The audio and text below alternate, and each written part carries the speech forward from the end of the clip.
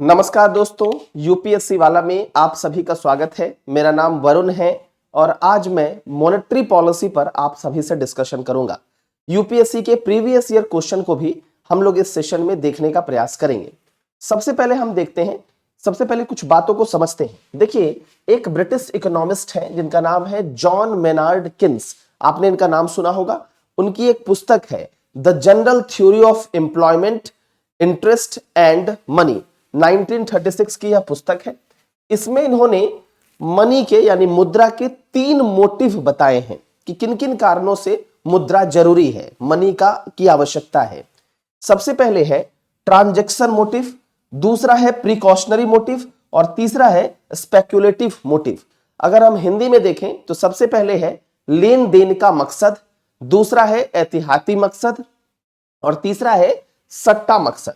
अब हम बारी बारी से समझने का प्रयास करेंगे कि ये तीनों मकसद है क्या क्या। पहला तो नाम से ही समझ में आपको आ रहा है कि जो ट्रांजैक्शन मोटिव है वो क्या है, लेन देन का मकसद। जैसे आप बाजार गए, कुछ सब्जी खरीदना है तो वहां पर आपने मनी का प्रयोग कर लिया।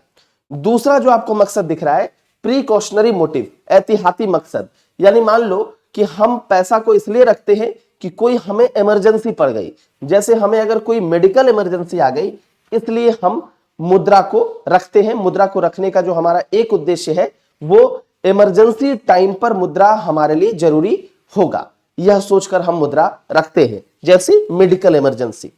तीसरा है स्पेक्युलेटिव मोटिव यानी सट्टा मकसद, यानी हम मुद्रा इसलिए भी रखते हैं क्योंकि हमको लगता है कि भविष्य में इस जमीन का दाम कम हो जाएगा तो उस समय मैं अपनी इस बचाए हुए मुद्रा से इस जमीन को खरीद लूंगा। या फिर जो सोना होता है गोल्ड, तो गोल्ड के प्रति आपको पता है लोगों का जो रुझान है वो काफी ज्यादा है, तो गोल्ड जो है मैं खरीद लूंगा जब गोल्ड का दाम कम हो जाएगा।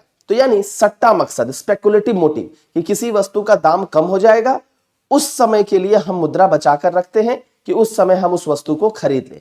तो बेसिकली मुद्रा के 3 मोटिव, एक आप याद रखिएगा ट्रांजैक्शन, दूसरा आप प्रिकॉशनरी और तीसरा स्पेकुलेटिव मोटिव। तो तीनों मोटिव आपको क्लियर होगा।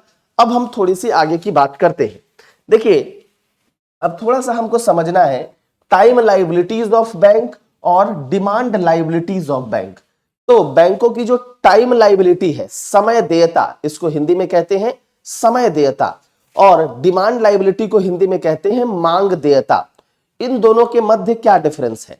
सबसे पहले तो ये आपको समझना है कि ये दोनों बैंकों के लिए क्या है, देयता है, यानी बैंकों को वो देना पड़ेगा। बैंक अपने पास उसको नहीं रख सकते, बैंक से जब आप मांगिएगा तो आपको बैंक को वो देना पड़ेगा। तो इसीलिए कहा जा रहा है कि ये लायबिलिटी है।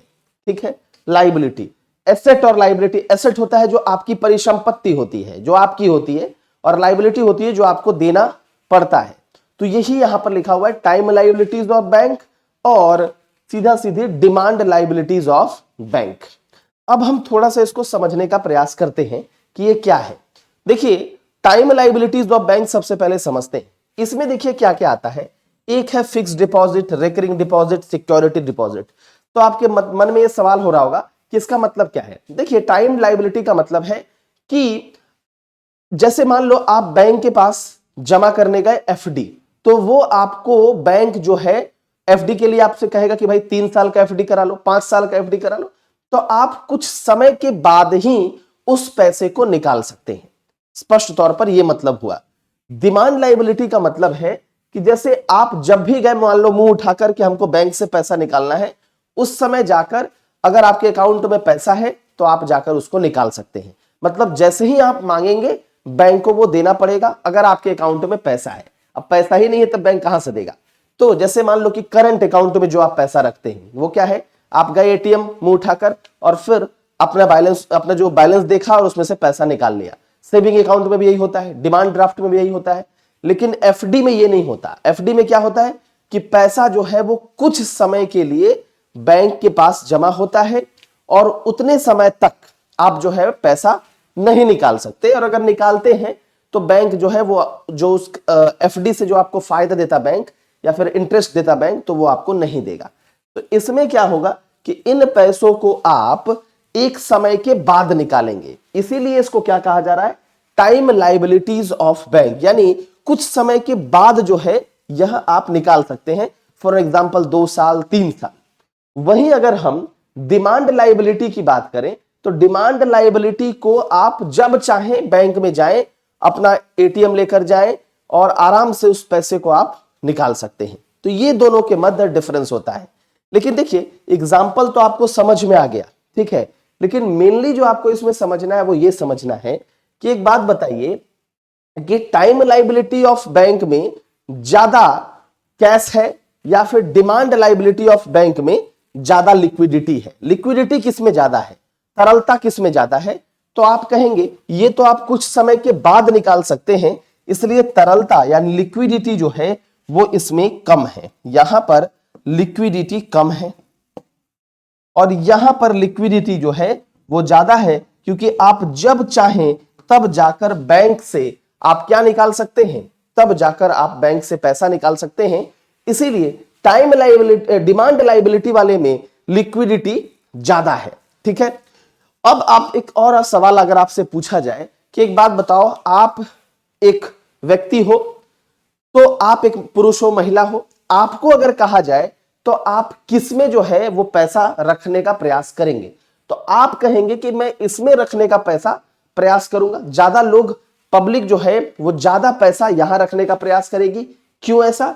क्योंकि इसमें जो इंटरेस्ट रेट आपको मिलता है, जो रिटर्न मिलता है वो ज्यादा मिलता है। यानी लोग जो है वो ज्यादा पैसा इधर रखेंगे, लोग ज्यादा पैसा यहां रखेंगे, इसमें रखेंगे, इसका मतलब है इसमें, ठीक है। और यहां लोग कम पैसा रखने का को प्रेफर करेंगे, क्योंकि यहां पर जो है लोगों को इंटरेस्ट यानी रिटर्न नहीं मिलेगा ज्यादा।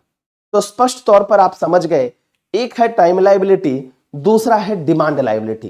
टाइम लायबिलिटी का मतलब है कि एक समय के बाद आप बैंक से जाकर वो पैसा ले सकते हैं और बैंक ब्याज सहित वो पैसा आपको लौटाएगा। अगर आप बीच में लेते हैं तो बैंक आपको लीगली देने के लिए बाउंड नहीं है वो पैसा, हालांकि बैंक पेनाल्टी लगाकर आपको वो पैसा देता है। दूसरा इसका है टाइम लायबिलिटी में कि इसमें लिक्विडिटी कम होगी, क्योंकि कुछ समय के बाद आप बैंक से पैसा निकाल पाएंगे, तो जो तरलता है, जो कैश मनी है वो कम होगा और लोग ज्यादा यहां पर पैसा लगाएंगे, क्योंकि पैसा आपको पार्क करेंगे, क्योंकि टाइम लायबिलिटी में क्या है कि इंटरेस्ट आपको ज्यादा मिलेगा, एफडी वगैरह में ज्यादा इंटरेस्ट मिलता है। वैसे ही उसके ठीक उल्टा अगर आप डिमांड लायबिलिटी में चलते हैं तो इसमें आपने देखा current account, saving account, demand draft, इसमें क्या है आप बैंक से जब भी डिमांड करेंगे और अगर आपके अकाउंट में पैसा है तो बैंक वो पैसा आपको देगा, उसमें वो मना नहीं कर सकता। और यहां पर अगर देखा जाए तो यहां पर जो लिक्विडिटी है, जो तरलता है, जो कैश है वो ज्यादा है, क्योंकि आप जब चाहें तब कैश निकाल सकते हैं। लेकिन लोग यहां पर कम पैसा पार्क करते हैं, क्योंकि यहां से उनको ज्यादा रिटर्न नहीं मिलता है। तो ये तीनों बातें जो हैं वो आपको ध्यान में रखना है।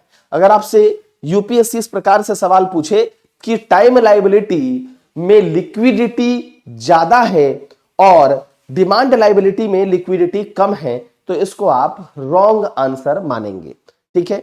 इस बात को बिल्कुल ध्यान में रखिएगा। इसी से एक कॉन्सेप्ट निकल कर आता है जिसको हम कहते हैं एनडीटीएल। क्या कहते हैं? NDTL, net demand and time liability. वो क्या है थोड़ा सा देखने का प्रयास करो। मान लो ये डिमांड लायबिलिटी है, ठीक है, तो और ये टाइम लायबिलिटी है। अब समझिए एक चीज को समझते हैं। मान लो कि बैंक में, ठीक है, डिमांड जो लायबिलिटी, डिमांड जो है उसमें डिपॉजिट हुआ, means saving account, current account, इन सब में जो डिपॉजिट हुआ वो मान लेते हैं हुआ 100 रुपए, एक एग्जांपल दे रहा हूं, ठीक है। और उसमें से जो विड्रॉ हुआ वो मान लेते हैं हो गया 50 रुपए। यानी सेविंग अकाउंट, करंट अकाउंट में जो आपने जमा किया है, डिपॉजिट किया है, वो 100 रुपए किया, विड्रॉ मान लो 50 रुपए किया, ठीक है। वहीं अगर हम बात करें तो ये तो डिमांड के लिए हो गया। अगर हम टाइम डिपॉजिट की बात करें तो मान लो एक एग्जांपल ही मान ले रहे हैं, 100 रुपए हुआ या फिर आप 120 रुपए मान लो, ठीक है। और मान लेते हैं कि टाइम जो विड्रॉ हुआ, उस विड्रॉ भी तो होगा, कुछ लोग एफडी में पैसा जमा करेंगे तो कुछ लोग निकालेंगे भी। अगर आप एक इलाके को ही ले लेते हैं तो मान लो 120 रुपए जमा हुआ टोटल, तो कहीं ना कहीं से तो एफडी का कोई पैसा निकालेगा भी। तो मान लेते हैं डिपॉजिट तो हुआ 120 और जो विड्रॉ हुआ वो मान लेते हैं 70 हुआ, यहां पर कितना हुआ था, सेविंग अकाउंट करंट अकाउंट में डिपॉजिट 100, विड्रॉ 50, ठीक है। तो नेट जो है वो कितना बचा, यहां पर नेट जो है वो 50 बचा बैंक के पास, यही तो बचा।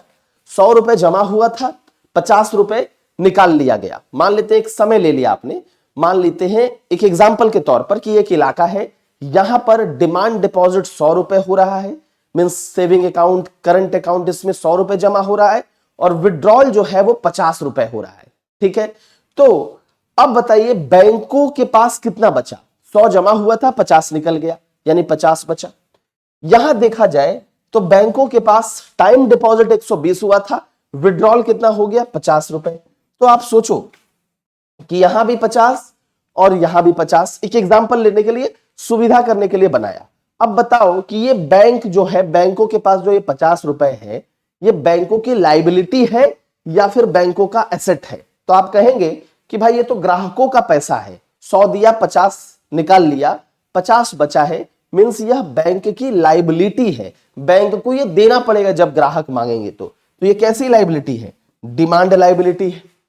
और सेम ये भी क्या है, बैंकों को देना पड़ेगा, ये भी कैसा लाइबिलिटी है, टाइम लाइबिलिटी है। अगर दोनों को अगर हम देखें तो बैंक के पास कुल यानी नेट लाइबिलिटी कितनी है, नेट लाइबिलिटी कितनी है, तो आप कहेंगे 50 ये और 50 ये, यानी 100 रुपए जो है वो बैंक के पास नेट लाइबिलिटी है, ठीक है। तो अब इसी से समझिए जो net demand and time liability, क्योंकि डिमांड और टाइम दोनों लाइबिलिटी है ना, ये दोनों को मिलाकर कितना हो गया, 100 रुपए। नेट डिमांड और टाइम लाइबिलिटी 100 रुपए, इसी को कहा जाता है एनडीटीएल। तो बहुत बार यूपीएससी इस प्रकार से सवाल पूछती है कि हाल ही की खबरों में एनडीटीएल शब्द सुनने को मिला, उसका जो संबंध है वह किससे है, तो स्पष्ट तौर पर बैंकिंग सेक्टर से है, ठीक है। अब देखिए ये आप देख रहे हैं, अब यहां से यूपीएससी ने एक बार सवाल पूछा है, उसको थोड़ा सा सॉल्व करने का प्रयास करते हैं, देखते हैं। अगर मैं आपको दिखाऊं, ये सब पर तो हम कवर करेंगे। अब देखो पहला सवाल यहां पर देखिए क्या है, यूपीएससी ने पूछा था, ये कौन जो है वो कमर्शियल बैंक का एसेट नहीं है। 2017-18 के करीब में पूछा है कि जो वाणिज्यिक बैंक होती है उसकी परिसंपत्ति कौन नहीं है, ठीक है। तो कौन उसकी परिसंपत्ति नहीं है, तो यहां पर सबसे पहले देख लीजिए, एक ऑप्शन आपको स्पष्ट तौर पर दिख रहा होगा कि डिपॉजिट जो होता है बैंकों का, वो बैंकों का संपत्ति नहीं होता है। क्यों, अभी आपने देखा डिमांड डिपॉजिट, अभी आपने देखा फिक्स्ड डिपॉजिट, ये सब क्या है, बैंकों की लाइबिलिटी है। एसेट का मतलब हो गया अगर मैं कि मेरी संपत्ति हो गई, लाइबिलिटी का मतलब हो गया कि वो मुझे देना है। तो बैंकों में जो पैसा जमा हो रहा है, जो डिपॉजिट है, वह बैंकों को लोगों को वापस करना है। इसीलिए डिपॉजिट जो होता है, जो बैंक में लोग पैसा जमा करते हैं, वह बैंकों का एसेट नहीं होता है, ठीक है। तो इसीलिए डिपॉजिट क्या है, तो डिपॉजिट जो है वह कमर्शियल बैंक की लाइबिलिटी है, एसेट नहीं है। क्या है ये, एक तरह से यह देयता है, यह एसेट नहीं है। इकोनॉमिक्स में हमेशा ध्यान दीजिएगा, इकोनॉमिक्स में जो शब्द का प्रयोग आप कर रहे हैं, वह शब्द जो है ना वो कैसा होना चाहिए, जो शब्द का आप प्रयोग कर रहे हैं वह अंग्रेजी शब्द अगर हो तो वो ज्यादा बेहतर होगा। लाइबिलिटी शब्द को याद रखिए, देयता शब्द वगैरह याद वैसे भी नहीं रहेगा, ठीक है। अब आते हैं थोड़ी सी और बातों को समझते हैं। तो ये आप समझ गए। अब इसके बाद चलते हैं मॉनेटरी पॉलिसी, क्या होता है मौद्रिक नीति, इसके बारे में क्यों इसकी आवश्यकता पड़ी, ठीक है, इसको समझने का प्रयास करते हैं। देखिए मान लीजिए कि यहां 4 गुलाब है, गुलाब बना देता हूं ऐसे, सोना बाबुओं के लिए मान लो ये 4 गुलाब है, ठीक है। तो ये गुलाब है, इधर रोज, और इधर मान लो कौन क्या है, इधर मान लो पीपल है, यहां सोना उधर सोना, इधर बाबू, ठीक है। तो यहां बाबू है, मान लो कितने लोग हैं, मान लेते हैं कलर थोड़ा सा चेंज कर देते हैं, ठीक है। मान लो 4 है, लोग भी 4 है, ठीक है। अब आप सोचो कि 4 गुलाब है और 4 लोग हैं, ठीक है, चारों को एक एक गुलाब चाहिए, ठीक है। तो यहां क्या है, जितना सप्लाई है उतनी ही डिमांड है। 4 लोग हैं, चारों को एक एक गुलाब चाहिए, आराम से जाएगा गुलाब वाले दुकान में जाकर ले लेगा। ठीक, तो मान लेते हैं कि गुलाब का दाम, एक एग्जांपल लिए, मान लो गिफ्ट देना है बाबू को, तो 20 रुपए का गुलाब, एक गुलाब का दाम 20 रुपए है, 20 रुपए पर रोज। ठीक है, तो चारों जाएगा, आराम से गुलाब खरीद लेगा। दूसरी कंडीशन है जिसमें मान लीजिए कि गुलाब 4 है, लेकिन प्यार का इजहार ज्यादा लोगों ने कर रखा है और सबको गुलाब देना है। तो मान लीजिए जो यहां पर दूसरा कंडीशन है उसमें क्या है कि जो ये बाबुओं की संख्या है ना, ये कितनी हो गई, अब हो गई मान लो 4 से 10। अब खुद सोचो आप, ये 10 चले गए गुलाब वाले दुकान के पास। अब गुलाब वाला दुकान वाला क्या बोलेगा कि मेरे पास तो 4 गुलाब है। अब क्या करेगा वो, डिमांड क्या है, ज्यादा है, सप्लाई क्या है, कम है। तो क्या करेगा, क्योंकि सप्लाई हो गया कम और डिमांड है ज्यादा, डिमांड ज्यादा है सप्लाई कम है, तो क्या करेगा, इस गुलाब के दाम को बढ़ा देगा। अब गुलाब हो गया मान लो कितने रुपए, 50 रुपए। अब 50 रुपए का गुलाब हो गया। तीसरा कंडीशन लेते हैं जिसमें गुलाब जो है वो क्या है, 3 ही है, लेकिन जो ये बाबुओं की संख्या है, मान लेते हैं ये 50 हो गई, 50 बाबू हो गए। अब गुलाब तो 4 ही है, मतलब 3 या 4 जो भी था, 4 ही गुलाब है। जो ये संख्या है बाबुओं की, ये 50। अब क्या होगा, तो अब आप खुद सोचो कि गुलाब वाला जो है दाम को बढ़ा देगा और हो सकता है कि गुलाब का दाम अब 200 रुपए हो जाए। इसका मतलब क्या हुआ, इसका मतलब हुआ स्पष्ट तौर पर, अगर मैं यहां पर कहूं तो क्या मतलब है, इसको समझिए कि जैसे जैसे डिमांड बढ़ रहा है और सप्लाई अगर कांस्टेंट है, डिमांड बढ़ रहा है और सप्लाई कांस्टेंट है या कम हो गया या थोड़ा बहुत बढ़ा है, यूजुअली आप कांस्टेंट मान लो कि डिमांड बढ़ गया, लोग ज्यादा गुलाब मांग रहे हैं लेकिन सप्लाई जो है वो कम है। ठीक है, तो क्या होगा, वैसे वैसे दाम जो है वो बढ़ जाएगा। दाम बढ़ने का मतलब है कि इन्फ्लेशन जो है वो बढ़ जाएगा, महंगाई। इसी को इकोनॉमिक्स में हम कहते हैं मुद्रास्फीति और सामान्य भाषा में बोलते हैं महंगाई, यानी इन्फ्लेशन बढ़ जाएगा। ठीक है, तो जैसे जैसे दाम बढ़ गया, जैसे जैसे डिमांड बढ़ गया, दाम भी बढ़ जाएगा और इन्फ्लेशन बढ़ता जाएगा। पहले केस में आपने देखा कि डिमांड थोड़ी बढ़ी तो दाम भी थोड़ी बढ़ी। दूसरे केस में आपने देखा कि डिमांड जो है वो काफी बढ़ गई तो दाम भी जो है वो काफी बढ़ गई। तो जैसे जैसे डिमांड बढ़ेगी वैसे वैसे दाम भी बढ़ता हुआ चला जाएगा। तो ये जो है एक कंडीशन है जिसको ध्यान में रखिएगा। अब सोचिए कि अगर एक कंडीशन आपको दे दिया जाए कि आप बताओ कि क्यों जो है इस दाम को, क्यों यह दाम बढ़ा, और दूसरा एक कंडीशन अगर आपको दे दिया गया, मान लो कि आपको एक सॉल्यूशन करना है, कंडीशन नहीं सॉल्यूशन करना है, क्या कि ये जो महंगाई बढ़ रही है इस महंगाई को कंट्रोल करो। कैसे करोगे भाई, आपको दे दिया गया कि इस महंगाई को कंट्रोल करो। आप घर में मान लो इस प्रकार की चीजें हो रही हैं, आप मान लो एक इलाके में इस प्रकार की चीजें हो रही हैं, आपको दे दिया गया कि कैसे कंट्रोल करोगे, आप करो, क्या कर सकते हो। तो आप क्या क्या सोचोगे, देखो सबसे पहले आप सोचोगे कि ठीक है भाई ये डिमांड बढ़ गई है, डिमांड बढ़ने से दाम या रेट भी बढ़ गया, कोई दिक्कत नहीं है, लेकिन सबसे प्रमुख तो बात यह है कि ये डिमांड बढ़ क्यों रही है, डिमांड बढ़ क्यों रही है, इतने सारे सोना लोग जो हैं वो गुलाब खरीदने क्यों जा रहे हैं, इसके पीछे का कोई लॉजिक होगा। वैलेंटाइन डे है मान लिया, लेकिन फिर भी गुलाब खरीदने कैसे जा रहे हैं, तो आपको बहुत, जब आपने रिसर्च किया तो आपने पाया कि डिमांड इसलिए बढ़ रही है, गुलाब लोग इसलिए खरीदने जा रहे हैं या आईफोन लोग इसलिए खरीदने जा रहे हैं क्योंकि उनके पास क्या आ गया है, पैसा।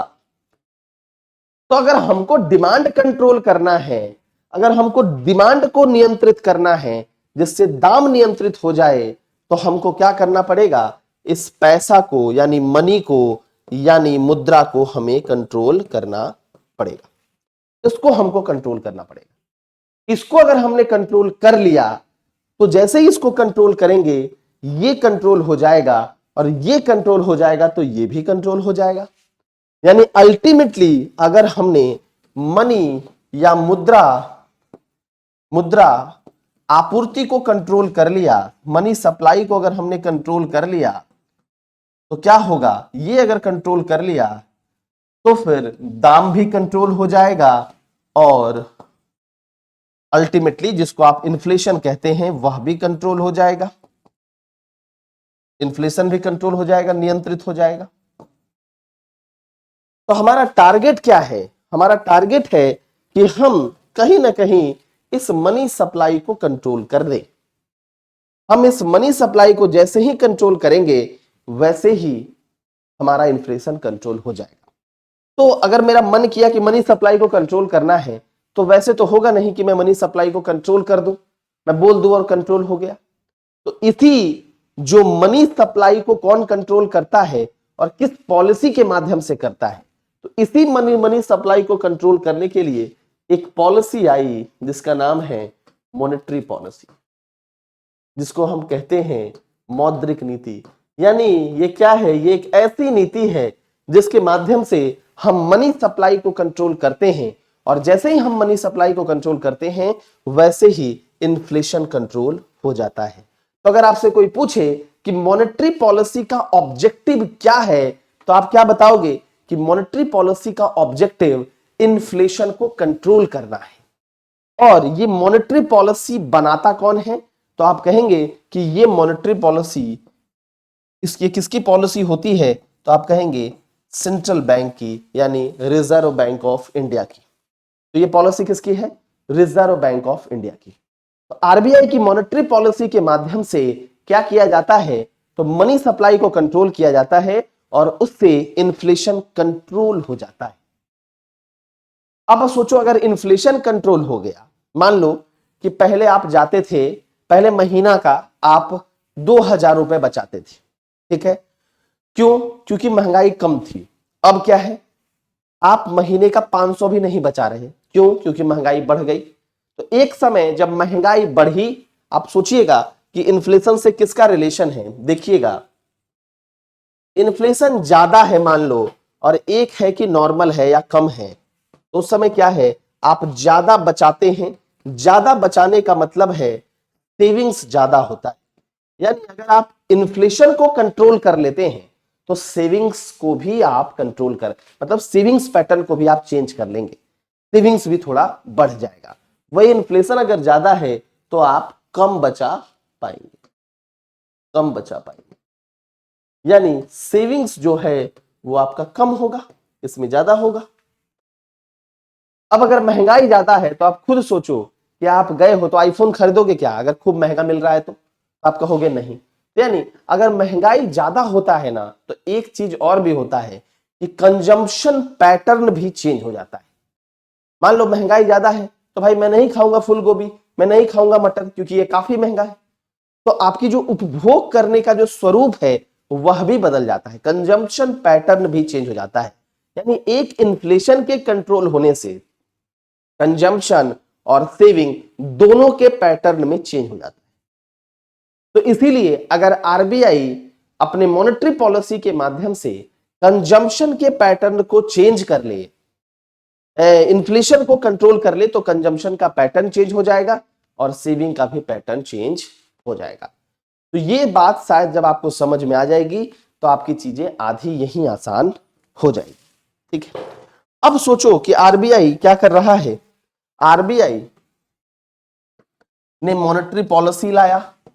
मैं एक पॉलिसी लेकर आने से तो मेरा कुछ होना है नहीं, तो मुझे पॉलिसी के लिए क्या करना पड़ेगा, उस पॉलिसी को लागू करने के लिए कुछ सोचना पड़ेगा। अब मैं ये सोच लूं कि मैं एक पॉलिसी बना दूं तो मैं लाइव हो जाऊं आपके सामने, तो वो तो हो नहीं सकता। तो मुझे पॉलिसी के साथ साथ क्या करना पड़ेगा, उस प्रकार के टूल्स इस्तेमाल करने पड़ेंगे। तो यहां पर उसी प्रकार का जो एक टूल्स है वो हम समझते हैं।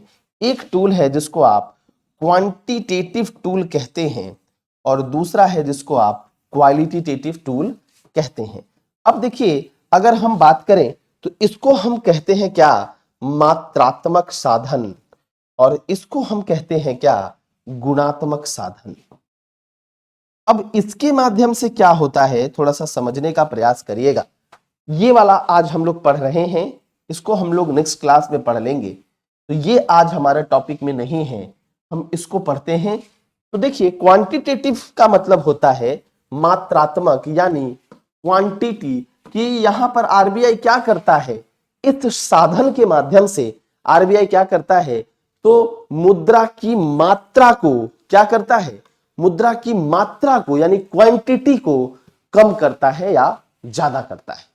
तो अवस्था के हिसाब से यहां पर मुद्रा की क्वांटिटी को कंट्रोल किया जाता है। क्वांटिटेटिव टूल में, यानी जिसको आप मात्रात्मक साधन कह रहे हैं, उस टूल्स के अंदर जो जो उपकरण आते हैं वो सभी उपकरण मुद्रा की क्वांटिटी को बदलने का प्रयास करते हैं। ठीक है, तो सबसे पहले आपको इन बातों को समझ लेना है। तो होपफुली आप इन बातों को समझ लिए होंगे।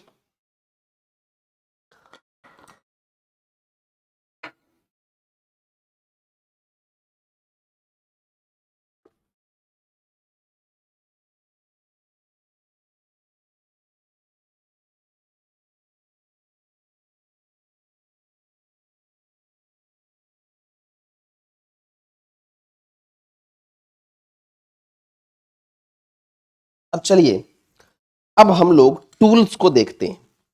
तो सबसे पहला टूल्स जो हम इसमें पढ़ने वाले हैं वो क्या है, ठीक है, वो क्या है उसको समझते हैं। सबसे पहला टूल कौन सा है, तो ये हमने मौद्रिक नीति के बारे में पढ़ लिया, मौद्रिक नीति का उद्देश्य देख लिया। तो देखिए, ये जो मौद्रिक नीति को बनाने के लिए हमारे पास क्या है, एक कमिटी है जो अलग अलग रेट्स को निर्धारित करती है।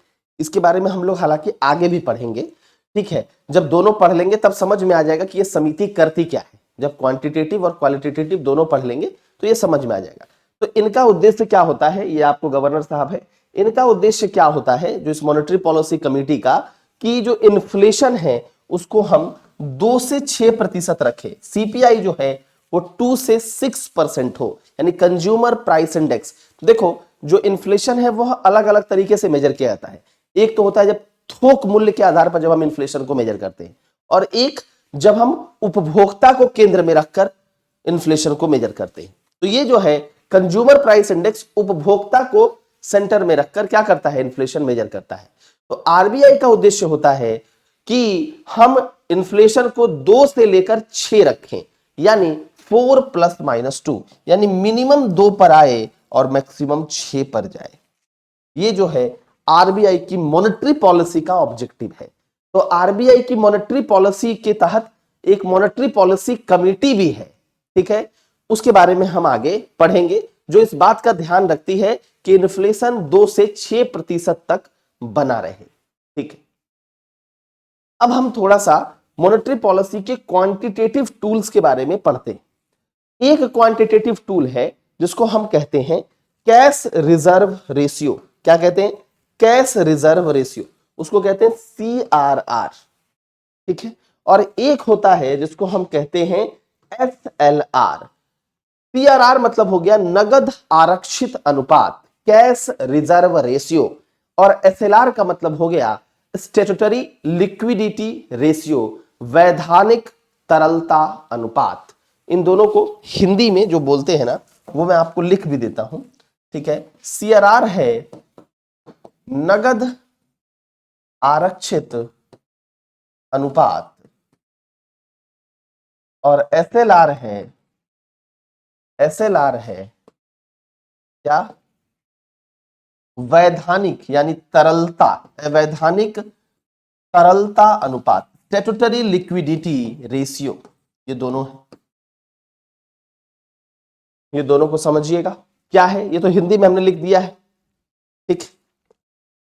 अब आपके मन में ये आता होगा कि ये दोनों चीजें हैं क्या, इसको सबसे पहले समझने का प्रयास करते हैं। तो देखिए, CRR अब क्या है कि बैंक जो होते हैं ना, उनको NDTL, अभी जो आपको पढ़ाया, मान लो NDTL है कितना, NDTL है मान लो 100 रुपए, जो net demand and time liability, ठीक है। अब बैंकों के साथ क्या है ये सोचने का प्रयास करना है।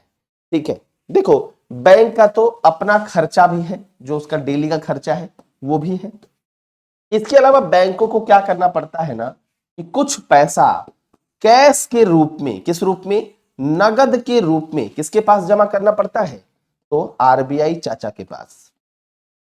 तो बैंकों को कुछ पैसा कैश के तौर पर किसके पास जमा करना पड़ता है, आरबीआई के पास। यानी आरबीआई को वह कुछ पैसा कैश के रूप में जमा देता है। अब आपके मन में यह सवाल आएगा कि क्या इसके लिए आरबीआई कोई ब्याज भी देता है। मान लो जैसे हम बैंक में पैसा जमा करते हैं तो हमको क्या मिलता है, इंटरेस्ट मिलता है। तो जब बैंक आरबीआई में कैश के तौर पर कुछ पैसा रखेंगे, ठीक है, तो क्या बैंकों को कोई ब्याज मिलेगा, तो आंसर है नहीं। हालांकि कुछ केसेस में आरबीआई ने ब्याज दिया है। जब मामला थोड़ा मंदी का होता है तो मंदी के समय 1999 के समय आरबीआई ने बैंकों को सीआरआर पर भी ब्याज दिया था। तो ये आपकी चीजें क्लियर हो गई। अब सोचिए थोड़ा सा अगला समझना है, इसका मतलब क्या है। इसका मतलब है कि बैंक इससे कोई प्रॉफिट नहीं कमा सकता, एक महत्वपूर्ण बात है। दूसरा सबसे महत्वपूर्ण बात है कि बैंकों के पास, मतलब बैंकों से आप स्पेशली समझ लीजिए, तो आरबीआई के पास ये शक्ति कहां से आती है कि आरबीआई बैंकों से सीआरआर के तौर पर कुछ ले सके। तो इसके लिए आरबीआई एक्ट 1934 है।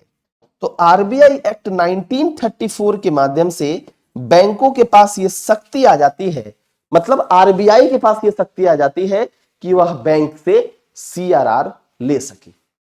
तो तीन चार बातें हैं जिसको मैं फिर से आपको बताने का प्रयास कर रहा हूं, यहां पर लिख रहा हूं ताकि आपको अच्छे से समझ में आएगा। सबसे पहले इसमें आप क्या लिखोगे कि ये क्या है, तो ये कैश रिजर्व रेशियो है। ये क्या है, कैश, ये होपफुली ये दिख रहा है, ब्लू पे ये येलो दिखना चाहिए। कैश क्या है, cash reserve ratio, cash reserve ratio ये है। ये क्या है, स्टैट्यूटरी लिक्विडिटी रेशियो।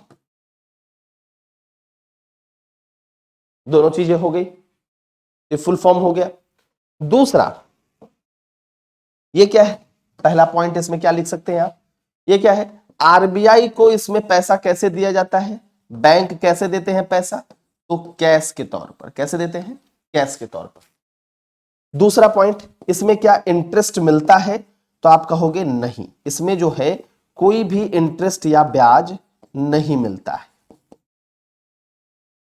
ठीक है।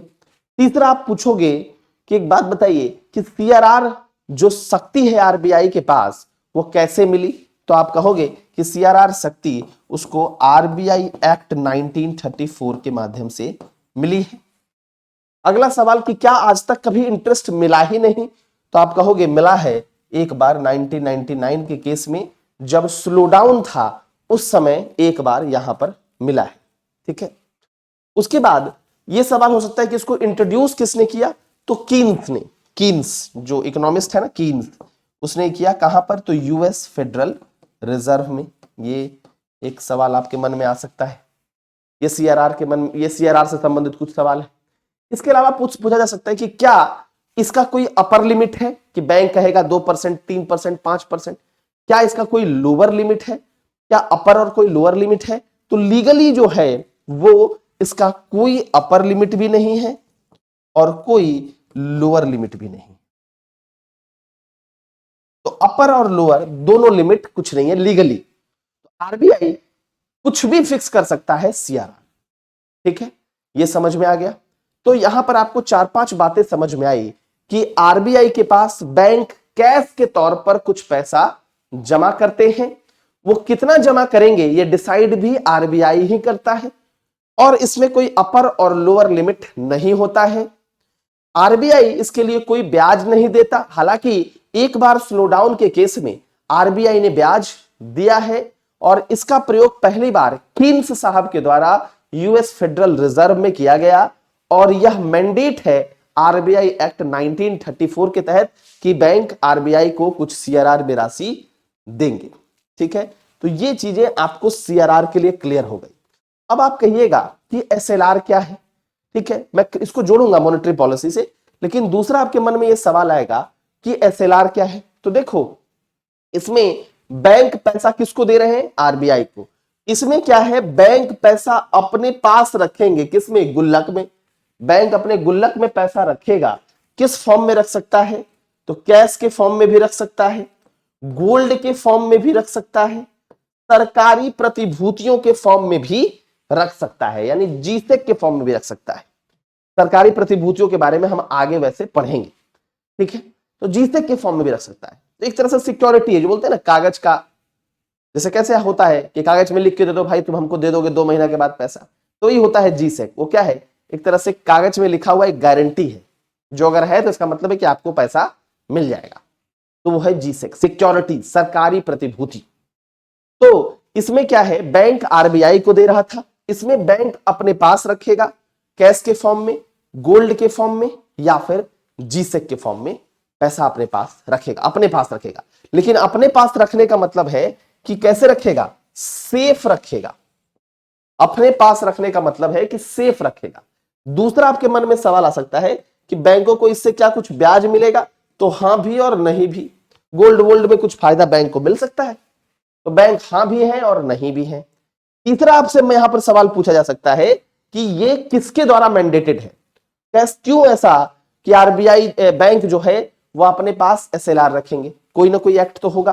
तो ये बैंकिंग रेगुलेशन एक्ट, यानी बैंकिंग विनियमन अधिनियम, बैंकिंग रेगुलेशन एक्ट 1949 के तहत है, ये चीज है। ठीक है, तो बैंकिंग रेगुलेशन एक्ट 1949 के तहत है, ये बात ध्यान में रखना है। इसके बाद क्या इसका कोई अपर और लोअर लिमिट है? तो आप कहेंगे कि देखो, इसका लोअर लिमिट तो नहीं है, लेकिन इसका एक अपर लिमिट है 40%। तो लोअर लिमिट तो नहीं है, लेकिन एक अपर लिमिट है। तो लोअर तो नहीं है, लेकिन अपर है 40%, यानी 40% पैसा बैंक जो है वह अपने पास सुरक्षित रख सकते हैं। ठीक है, 40% से ज्यादा नहीं रख सकते। तो ये चीज जब आपको समझ में आ गया, तब इसको हम थोड़ा सा ये जोड़ने का प्रयास करते हैं कि ये मॉनेटरी पॉलिसी का टूल्स कैसे है, कैसे ये इन्फ्लेशन को कंट्रोल करता है। मॉनेटरी पॉलिसी का जो टूल्स है वो क्या करेगा? इन्फ्लेशन को कंट्रोल करेगा। तो ये टूल है क्वांटिटेटिव टूल। तो कैसे ये मनी के क्वांटिटी को कंट्रोल करके इन्फ्लेशन को कंट्रोल करेगा, इसको समझने का प्रयास करते हैं। देखिएगा कैसे करता है। अब देखो, सीआरआर को लेकर समझेंगे तो फिर एसएलआर वाला भी समझ में आ जाएगा। ठीक है, मान लो 100 रुपए हैं, जैसा मैंने आपको बताया क्या है, ये एनडीटीएल है, और इसमें बैंक का कुछ अपना भी खर्चा भी है। ठीक है, वो खर्चा इसको निकालना ही है, फायदा कुछ निकालना ही है। अब मान लेते हैं कि सीआरआर है 2%। ठीक है, और इस 2% से 3% हो सकता है और 4% भी हो सकता है। तो एक केस आप मान लो कि सीआरआर 3% है, एक आइडियल केस, और 3 से एक बार हो गया कम, एक बार हो गया ज्यादा। एसएलआर को भी कांस्टेंट रखते हैं, मान लेते हैं एसएलआर 18% है तीनों केसेस में। तीनों केसेस में एसएलआर 18%। ठीक है, एसएलआर तो 18% ही है, लेकिन सीआरआर जो है एक केस में क्या हुआ, कम हो गया, और एक केस में ज्यादा हो गया। अब सोचो कि सीआरआर का पैसा जो है वो बैंक किसको देता है? आरबीआई को दे देता है। ठीक है, और एसएलआर का पैसा बैंक अपने पास रखता है, लेकिन सुरक्षित रखता है, यानी उसको लोन में नहीं घुमा सकता।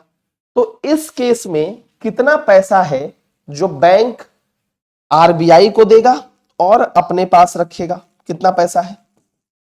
तो आप कहोगे कि इस केस में 20% पैसा है, यानी 100 का 20 रुपए बैंक अपने पास रखेगा और आरबीआई को देगा। 2 रुपए आरबीआई को देगा, 18 रुपए अपने पास रखेगा। इस केस में कितना है? आप कहोगे 21%, यानी 100 का 21 रुपए। और इस केस में कितना है? तो आप कहोगे 22%, यानी 100 का 22%। अब आप खुद सोचो कि इतना पैसा तो बैंक आरबीआई को देगा या फिर अपने पास रखेगा, यानी इतना पैसा लोन में बैंक नहीं घुमा सकता।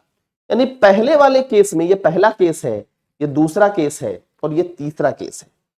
पहले वाले केस में बैंक के पास कितना पैसा है, ध्यान देना, पहले वाले केस में बैंक अपने पास और आरबीआई के पास कितना रखा है, 20 रुपए। यानी पहले वाले केस में बैंक लोन में कितना पैसा घुमा सकता है, तो आप कहोगे 80 रुपए। 80 रुपए ही तो लोन में घुमा सकता है, 20 रुपए तो उसको खुद के पास और आरबीआई के पास रखना है। दूसरे वाले केस में बैंक कितना घुमा सकता है, तो 79 रुपीज, 100 में 21 चला गया। और तीसरे वाले केस में 78 रुपीज। अब यहां पर एक चीज ध्यान दो, बैंकों को फायदा तो उतना ही कमाना है, लेकिन एक समय ऐसा है जब बैंकों के पास पैसा ज्यादा है और एक समय ऐसा है जब बैंकों के पास पैसा कम हो गया।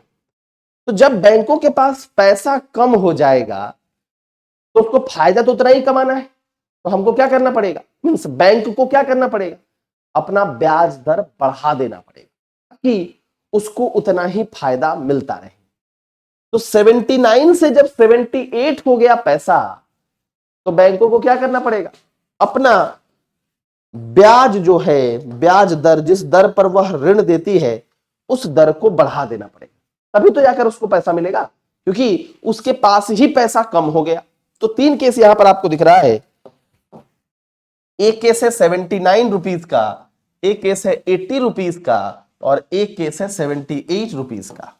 इस केस में क्या होगा, तो इस केस में ब्याज दर जो है, इस केस में क्या होगा, ब्याज दर को बढ़ाना पड़ेगा। और ब्याज दर को जैसे ही आप बढ़ाएंगे तब क्या होगा, इस केस में क्या होगा, पैसा खूब है, ब्याज दर कम कर देना पड़ेगा। खूब पैसा, आराम से लोन दो, क्योंकि चाहिए था 79, 80 रुपए आ गया, आराम से लोन दो। चाहिए था 79, हो गया 78, दिक्कत है। अब क्या करना होगा, ब्याज दर बढ़ाना होगा, तभी तो हमको फायदा आएगा। बैंकों को ये लगेगा ब्याज दर जैसे ही बढ़ाइएगा वैसे ही क्या होगा, लोन लेने वाले लोग क्या हो जाएंगे, कम, क्योंकि उनको हाई इंटरेस्ट रेट में लोन मिलेगा। अब आप ही को सोचो कि अगर आपको कोई सामान खरीदना है, एक समय है जब 5% पे आपको लोन मिल रहा है, एक समय आपको 12% पे मिल रहा है, आप कौन सा वाला लेंगे, जब 5% पे मिलेगा, क्योंकि कम ब्याज देना होगा। लोन खुद व्यक्ति और खुद कंपनियां लोन लेना कम कर देगी। जैसे ही लोन लेना कम कर देगी तो सोचो आप कि मार्केट में पैसा जाएगा क्या, पैसा कैसे जाता है, जब लोन लेते हैं आप तो पैसा मार्केट में पहुंचता है, तो क्या होगा, मार्केट में पैसा कम हो जाएगा, यानी जो मनी सप्लाई है वो कम हो जाएगी। और जैसे ही आपको पता है कि मनी सप्लाई कम होती है, याद करो यहां वाला पहला वाला टॉपिक कि इन्फ्लेशन को कंट्रोल करना है तो मनी सप्लाई को कंट्रोल करना पड़ेगा, क्योंकि डिमांड बढ़ने से ही इन्फ्लेशन हुआ था। डिमांड बढ़ी कैसे थी, मनी सप्लाई ज्यादा होने के कारण। सबके पास गुलाब खरीदने का पैसा आ गया, सबके पास आईफोन खरीदने का पैसा आ गया, तो फिर आईफोन का दाम बढ़ गया, क्योंकि आईफोन उतना है ही नहीं, गुलाब उतना है ही नहीं। तो डिमांड कैसे बढ़ा था, जब लोगों के हाथ में पैसा आया था। तो जैसे ही लोगों के हाथ का पैसा कम हो जाएगा वैसे ही डिमांड कम और वैसे ही मुद्रास्फीति कम, यानी इन्फ्लेशन कम, यानी इन्फ्लेशन कंट्रोल। यानी हमने देखा इस केस में कि इस केस में क्या हुआ, इन्फ्लेशन कंट्रोल हो गया। इस केस में सोचिए ब्याज दर कम है, यानी लोन जो है लेने वाले लोगों की संख्या बढ़ जाएगी, यानी मनी सप्लाई बढ़ जाएगा। तो आरबीआई इसको कब इस्तेमाल करेगा, इसको इस्तेमाल करेगा जब उसको मंदी से लड़ना है, क्योंकि मंदी में क्या है, कोई खरीद ही नहीं पा रहा, कुछ है ही नहीं, पैसा ही नहीं लोगों के पास। तो जब आरबीआई को लग रहा है कि लोगों के पास पैसा ही नहीं है, तब ब्याज दर कम कर दो, जिससे ज्यादा से ज्यादा लोगों के पास पैसा जाएगा, तो ज्यादा से ज्यादा लोग जो है सामान खरीदेंगे और फिर इंडस्ट्रीज वगैरह को जो है वो आगे बढ़ेंगे। तो 2 केसेस है, एक केस है जिसमें आरबीआई इन्फ्लेशन को कंट्रोल करना चाहता है और एक केस है जिसमें आरबीआई डिफ्लेशन को कंट्रोल करना चाहता है। यानी सीआरआर जब कम हुआ तब डिफ्लेशन कंट्रोल हुआ और सीआरआर जब बढ़ गया 4% हो गया, तब इन्फ्लेशन कंट्रोल हुआ। यानी जब सीआरआर को आरबीआई बढ़ा देगा तो बैंक जो है वो ज्यादा पैसा आरबीआई को दे देंगे, और ज्यादा पैसा आरबीआई को दे देंगे तो फिर लोन देने के लिए कम पैसा बचेगा। देखा आपने कि 79 की जगह 78 रुपीज ही बच रहा है। तो जैसे ही ज्यादा कर देगा, लोन देने के लिए कम पैसा बचेगा, और लोन देने के लिए कम पैसा बचेगा तो इंटरेस्ट रेट ज्यादा हो जाएगा। तो इसको आप क्या बोल रहे हैं? सीआरआर। ठीक है, तो ये स्पष्ट तौर पर मतलब है। ठीक ऐसा ही जो है वो एसएलआर के केस में भी होगा। अब एसएलआर मान लो, इसको आप कॉमन कर दो, सेम चीज एसएलआर के केस में भी होगा। अब सीआरआर है, मान लो इसको आप 2% ही रखो, या नॉर्मल आप 3% रख दो इसको सब केसेस में। अब एसएलआर चेंज करो, एसएलआर को एक बार कम करो, 18% नॉर्मल रखो, एक बार 17% कर दो, और एक बार मान लो 20% कर दो। तो क्या होगा? इस केस में 20% पैसा बैंक अपने पास या आरबीआई के पास दे देगा, इस केस में 21% पैसा, और इस केस में 23% पैसा।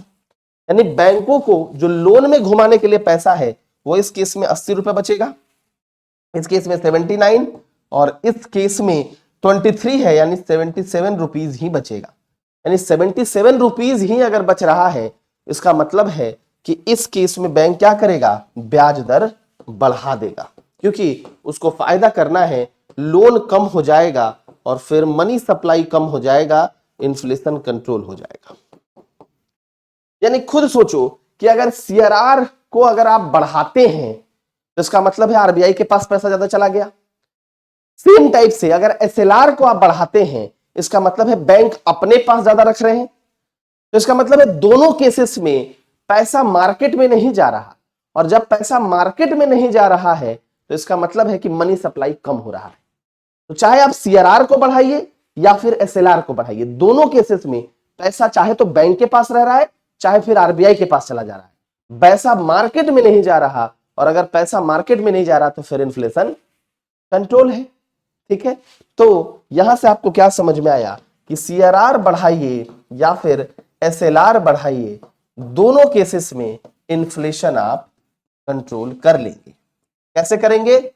तो ये कौन सा टूल है? तो आप कह रहे हो मॉनेटरी पॉलिसी का टूल है। कैसा है? क्वांटिटेटिव टूल है। यानी क्या मतलब हुआ? इसका मतलब है कि मुद्रा की क्वांटिटी को ये कंट्रोल करते हैं। आपने देखा कि मुद्रा की क्वांटिटी को ही कंट्रोल कर दिया गया। एक बार 80 था, फिर 79 हो गया, और फिर 77 हो गया। तो अगर आपसे कोई पूछे कि सीआरआर और एसएलआर के माध्यम से आरबीआई क्या करना चाहता है, तो आरबीआई इन्फ्लेशन और डिफ्लेशन को कंट्रोल करना चाहता है।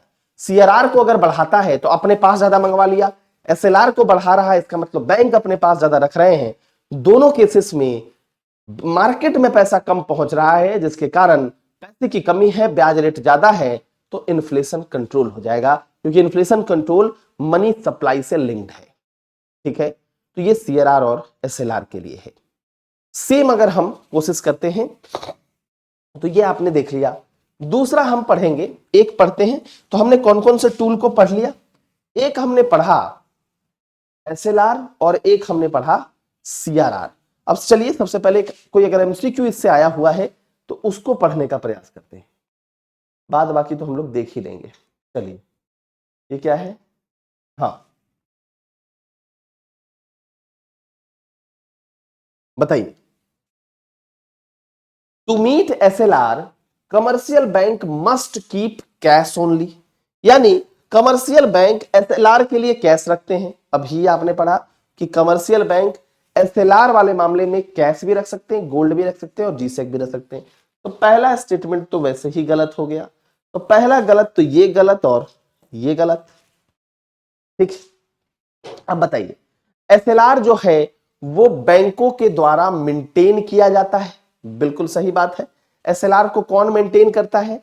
तो आप कहेंगे कि एसएलआर को बैंक जो है वो मेंटेन करते हैं। मैं साइड हो जाऊं ताकि आप ऑप्शन पढ़ पाए।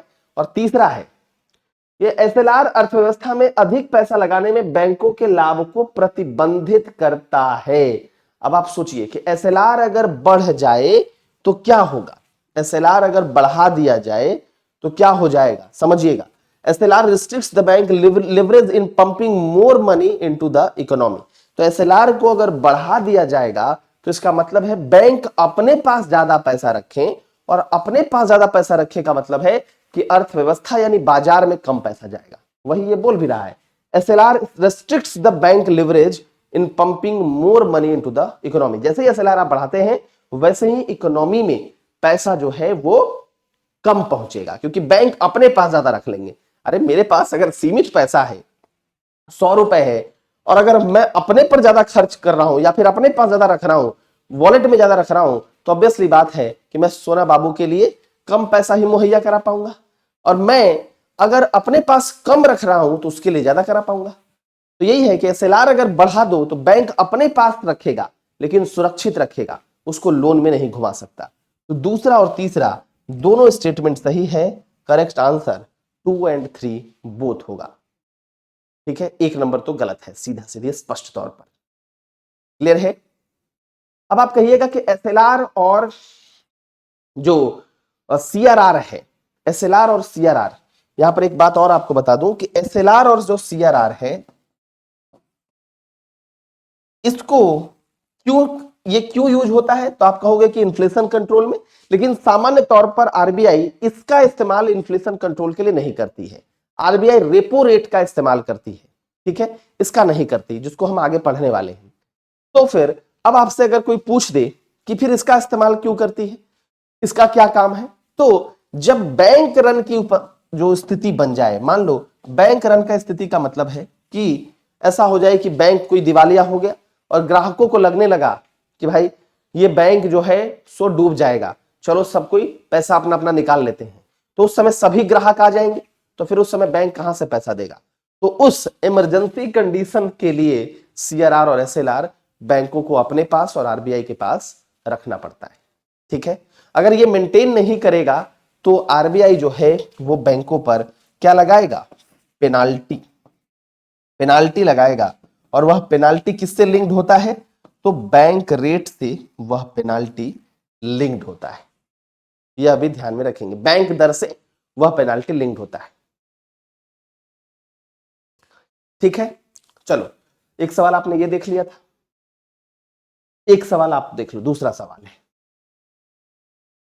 Cash reserve ratio, the share of net demand and time liabilities that bank have to hold as liquid asset. तो बैंक खुद के लिए लिक्विड एसेट होल्ड करता है, कैश रिजर्व रेशियो में खुद के लिए तो करता नहीं है, तो गलत हो गया। The share of NDTL that bank have to hold as a balance with RBI. चलो भाई इसको थोड़ा सा रखते हैं। The share of net demand and time liabilities that bank have to hold as a part of their cash reserves, or the ratio of cash holding to reserve of banks। तो देखिए यहां पर सीधा दी आरबीआई के पास ही तो hold करता है ना कैश रिजर्व रेशियो में, तो सेकंड ऑप्शन सीधा दी आपको लिख रहा है कि एनडीटीएल का वह हिस्सा जो बैंक आरबीआई के पास शेष राशि के रूप में रखता है। बाद बाकी जो ऑप्शन है वो तो बिल्कुल इररिलेवेंट टाइप के ऑप्शंस इसमें दिख रहे हैं। देखो अब अगला है कि आरबीआई अगर एसएलआर को 50 बेसिस पॉइंट कम कर दे, यानी एसएलआर कम हो रहा है, आपके लिए ये बस समझने का है। ठीक है, एसएलआर अगर कम हो रहा है तो क्या होने की संभावना है, क्या हो सकता है? तो सोचो एसएलआर अगर कम हो रहा है तो क्या हो जाएगा? स्पष्ट तौर पर एसएलआर बढ़ता है, इसका मतलब है कि बैंकों के पास क्या है, अपने लिए तो पैसा बचा लिया उन्होंने, मतलब सुरक्षित तो रख लिया, लेकिन मार्केट के लिए पैसा कम हो गया, यानी इन्फ्लेशन कंट्रोल वाला कॉन्सेप्ट है।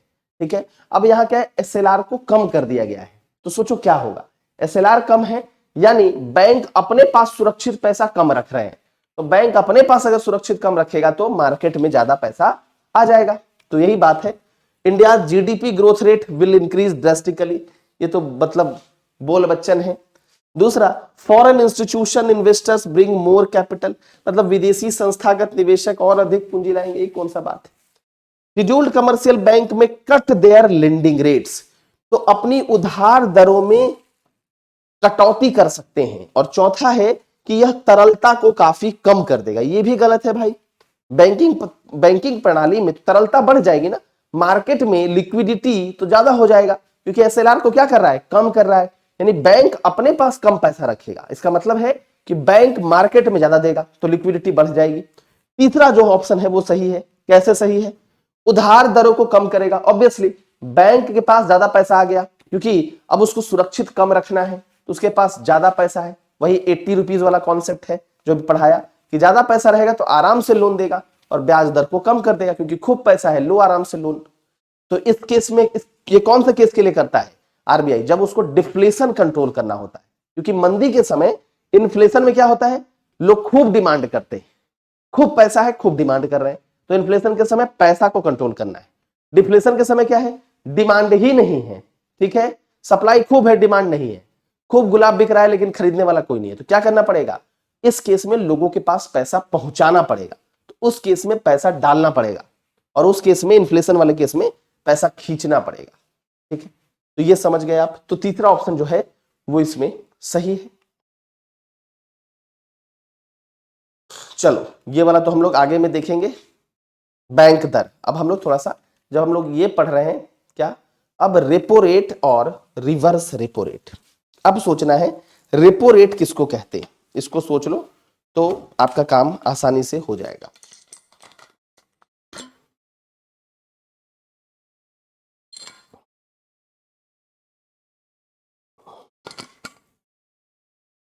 इसको थोड़ा सा अच्छे ढंग से समझना है क्योंकि ना इससे सवाल आपका परीक्षा में पूछा जा सकता है कभी भी, तो इसको थोड़ा सा ध्यान से अच्छे ढंग से पढ़ करके रखना है।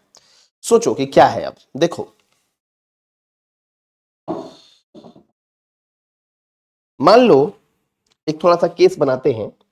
एक केस है, क्या है, एनडीटीएल मान लो 100 रुपए है, ठीक है। इसमें मान लेते हैं सीआरआर में चला गया कितना रुपए, मान लेते हैं 3%, यानी 3 रुपया चला गया। एसएलआर में मान लो चला गया 18 रुपए, तो बचा कितना, 21 रुपए। यानी बैंक लोन में कितना घुमा सकता है, 79 रुपीज, ठीक, 79 रुपीज लोन में घुमा सकता है।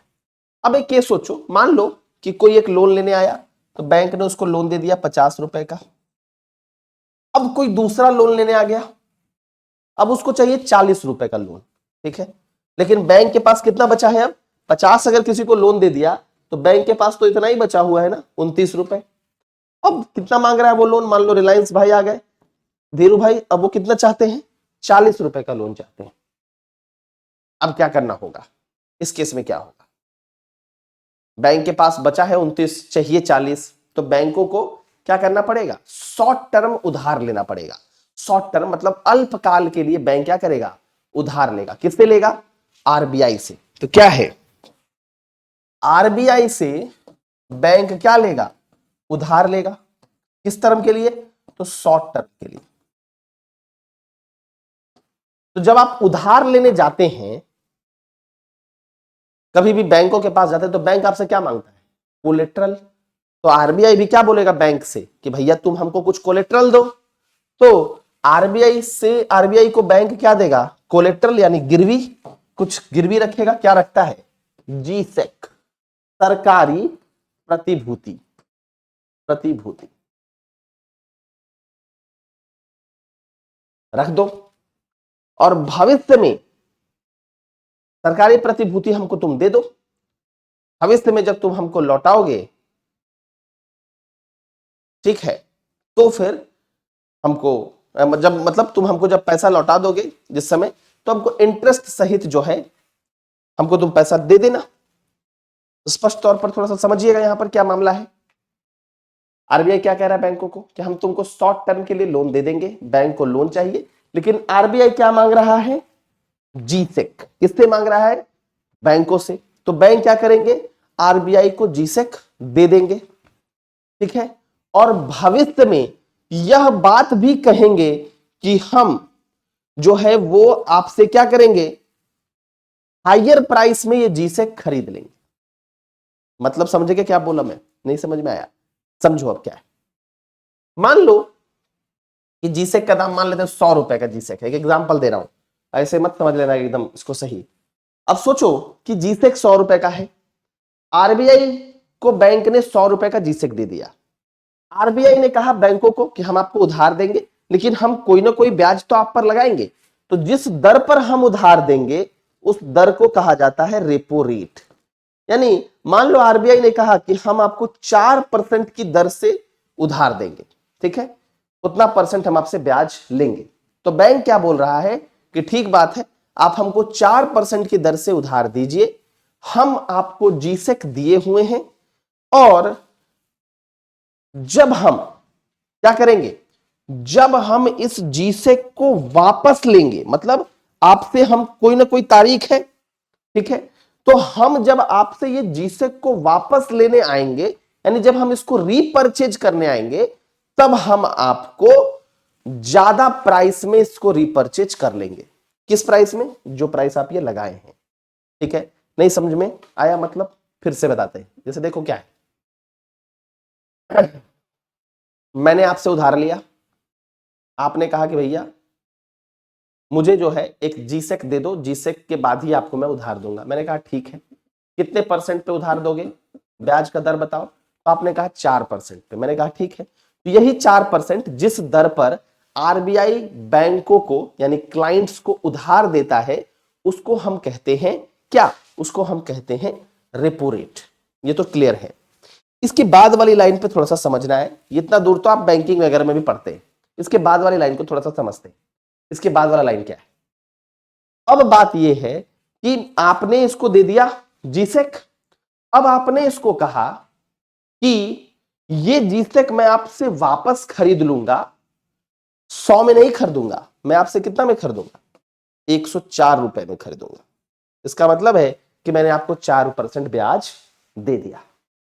यानी यही जीसेक मैं आपसे रीपरचेज करूंगा at a pre determined price, वैसा प्राइस जो हम लोगों के बीच में पहले से ही पता है हम लोगों को, उस प्राइस में हम आपसे ये खरीद लेंगे, ठीक है। प्री डिटरमाइंड प्राइस पे हम आपसे ये खरीद लेंगे, किसी भी फ्यूचर डेट में आपसे हम प्री डिटरमाइंड प्राइस में खरीद लेंगे। तो यही बात है कि मान लो मैं और आप दोस्त हैं, मैंने आपसे कहा कि भैया मुझे लोन दो, आपने कहा भैया आप मुझे कागज का टुकड़ा दो, ठीक है। मान लो उस कागज के टुकड़े का 100 रुपए वैल्यू है, मैंने वो टुकड़ा दे दिया, उसने कहा 4% लेंगे। मैंने कहा बढ़िया बात है, मैं आपसे अगले महीने की 20 तारीख को ये वापस ले लूंगा जो आपको कागज का टुकड़ा दिया है 100 रुपए का, और उसके बदले आपको मैं 104 रुपए का, उसके बदले मैं आपको 104 रुपए का जो है, इसको जब वापस लूंगा तो आपको 104 रुपए दे दूंगा। तो आपका 4% भी उसी में निकल गया।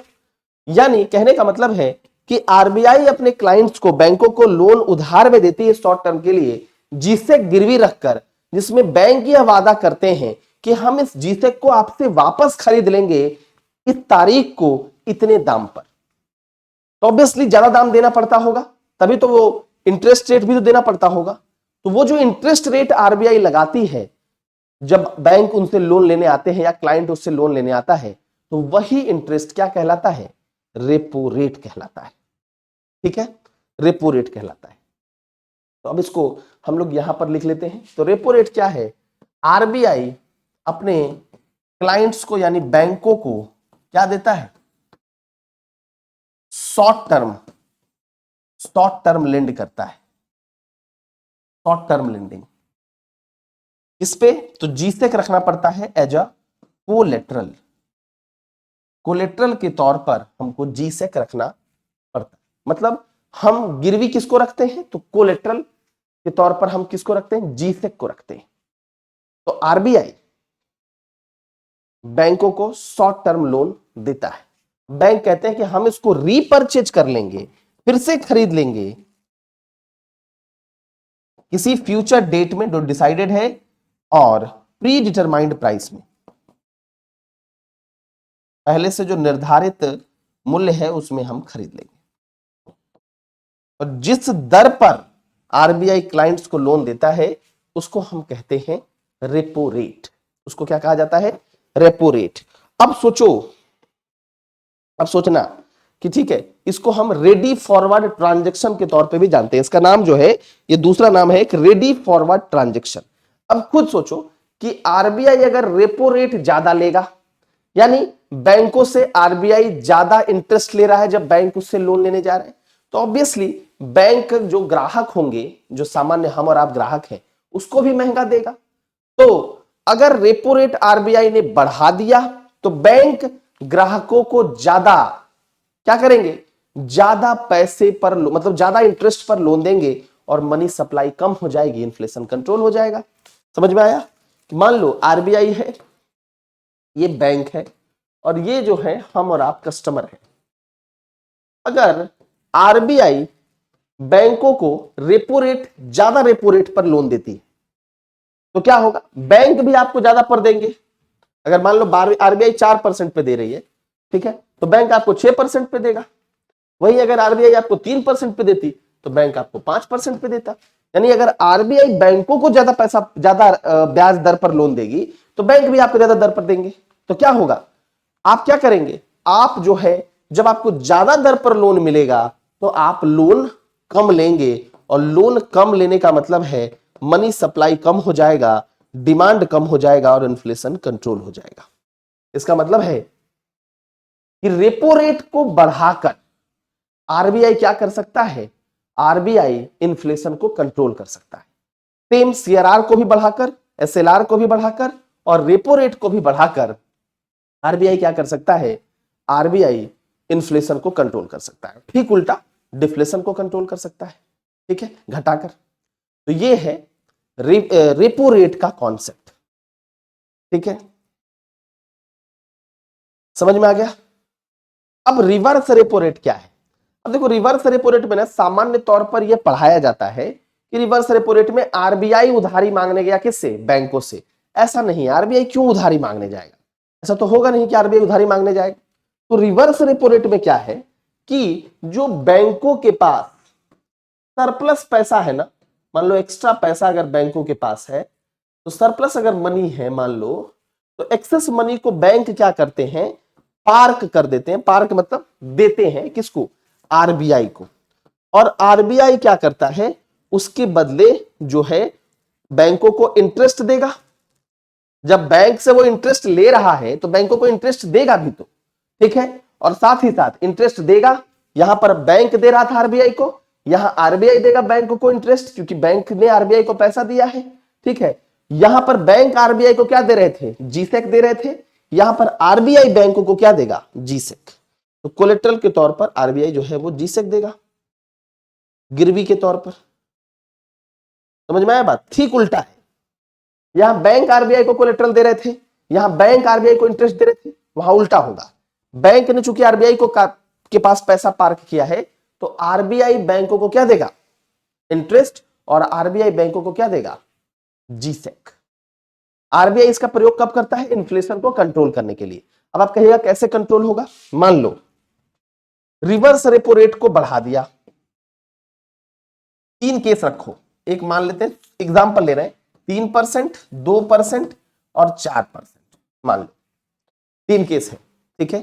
अब आप खुद सोचो कि इस केस में, ये नॉर्मल केस है, मान लो आरबीआई ने रिवर्स रेपो रेट कम कर दिया, यानी बैंक जो आरबीआई के पास पैसा रख रहे हैं उसमें बैंकों को ब्याज कम मिल रहा है। 100 की जगह पहले 100 में अगर 100 रखते थे, मान लो बैंक अगर 100 पहले रखते थे तो बैंकों को 103 मिलता था, अभी कितना मिलेगा, 102। बैंक कहेगा भैया हम तुमको क्यों दें, हम जाकर कस्टमर को ही दे रहे हैं, तुम्हारे से हमको बहुत कम ब्याज मिल रहा है, तुम सुरक्षित हो, तुम हमको दोगे लेकिन तुमसे हमको बहुत कम मिल रहा है। दूसरा केस है जब आरबीआई ने रिवर्स रेपो रेट बढ़ा दिया, यानी बैंकों को ज्यादा इंटरेस्ट रेट मिल रहा है, तो बैंक बोलेगा भैया हम कस्टमर को काहे दें, कस्टमर तो नॉन परफॉर्मिंग एसेट कर देगा, एनपीए में भी तब्दील हो सकता है, लोन हो सकता है चुकता भी ना हो, हम तुम्ही को दे देते हैं। तो सोचो एक केस में जब आरबीआई ने रिवर्स रेपो रेट को घटाया तो बैंक कस्टमर को लोन देने चले गए, यानी बाजार में मनी सप्लाई बढ़ गई। और एक केस में जब रिवर्स रेपो रेट को मतलब घटाया था तो बाजार में चली गई, ठीक है। जब घटाया तो कस्टमर को लोन देने चले गए लोग, और जब रिवर्स रेपो रेट को बढ़ा दिया तब आरबीआई जो रिवर्स रेपो रेट को बढ़ाएगा तो बैंक क्या करेंगे, सब पैसा आरबीआई को दे देंगे, कस्टमर को नहीं देंगे। तो कस्टमर को नहीं देंगे तो मनी सप्लाई कम हो जाएगा। दोनों केस समझ गए? सीआरआर एसएलआर बढ़ाने से समझ गए थे इन्फ्लेशन कंट्रोल, रेपो रेट को बढ़ाने से inflation control, reverse repo rate को भी बढ़ाने से इन्फ्लेशन कंट्रोल। चारों में याद करने की जरूरत नहीं है, चारों बढ़ा दो इन्फ्लेशन कंट्रोल हो जाएगा। कैसे? रिवर्स रेपो रेट जैसे ही बढ़ेगा वैसे ही क्या होगा, यानी आरबीआई बैंकों को ज्यादा ब्याज दे रही है, तो ज्यादा ब्याज दे रही है तो बैंक आरबीआई को ज्यादा पैसा देंगे कि मार्केट में, तो आप कहेंगे जब आरबीआई से उसको पैसा मिल रहा है, सुरक्षित है, ज्यादा ब्याज मिल रहा है तो मतलब सुरक्षित है, आरबीआई तो दे ही देगा। तो इसका मतलब है कि आरबीआई के पास बैंक ज्यादा पैसा रखेंगे, और जैसे ही आरबीआई के पास पैसा ज्यादा आएगा वैसे ही कस्टमर के पास पैसा कम हो जाएगा, मतलब क्लाइंट के पास पैसा कम हो जाएगा, जो नॉर्मल कस्टमर है, यानी मनी सप्लाई मार्केट में कम हो जाएगा, यानी इन्फ्लेशन कंट्रोल हो जाएगा। ठीक उल्टा अगर आरबीआई कम पैसा देता बैंकों को तो क्या होता, बैंक आरबीआई को पैसा नहीं देते, बैंक मार्केट में पैसा घुमाते ज्यादा प्रॉफिट कमाने के लिए, तो उस समय बैंक क्या करता, ज्यादा पैसा देता मार्केट में, तो मनी सप्लाई बढ़ जाती और डिफ्लेशन कंट्रोल होता। यूजुअली रिवर्स रेपो रेट का प्रयोग आरबीआई इन्फ्लेशन को कंट्रोल करने के लिए करता है। ठीक है, समझ गए बात। तो जो ये एलएएफ हम लिखे हुए हैं यहां पर, एलएएफ का मतलब होता है लिक्विडिटी एडजस्टमेंट फैसिलिटी, तरलता समायोजन सुविधा, मतलब हम तरलता को कंट्रोल करना चाहते हैं, रेपो रेट को बढ़ा करके, रिवर्स रेपो रेट को बढ़ा करके हम तरलता को कंट्रोल करना चाहते हैं। ठीक है, समझ में आ गया बात।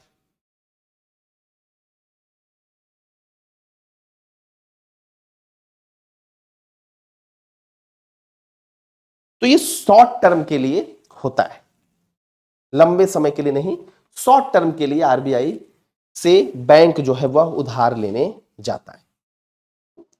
ठीक है, यूजुअली एक नाइट से लेकर, ओवरनाइट से लेकर 14 दिन के लिए, ओवरनाइट टू 14 डेज जाता है। पानी भी खत्म हो गया है। ठीक है, थोड़ा सा यहां पर एक चीज है, इसको समझने का प्रयास करिए। क्या है, आसान है, ज्यादा डिफिकल्ट नहीं है।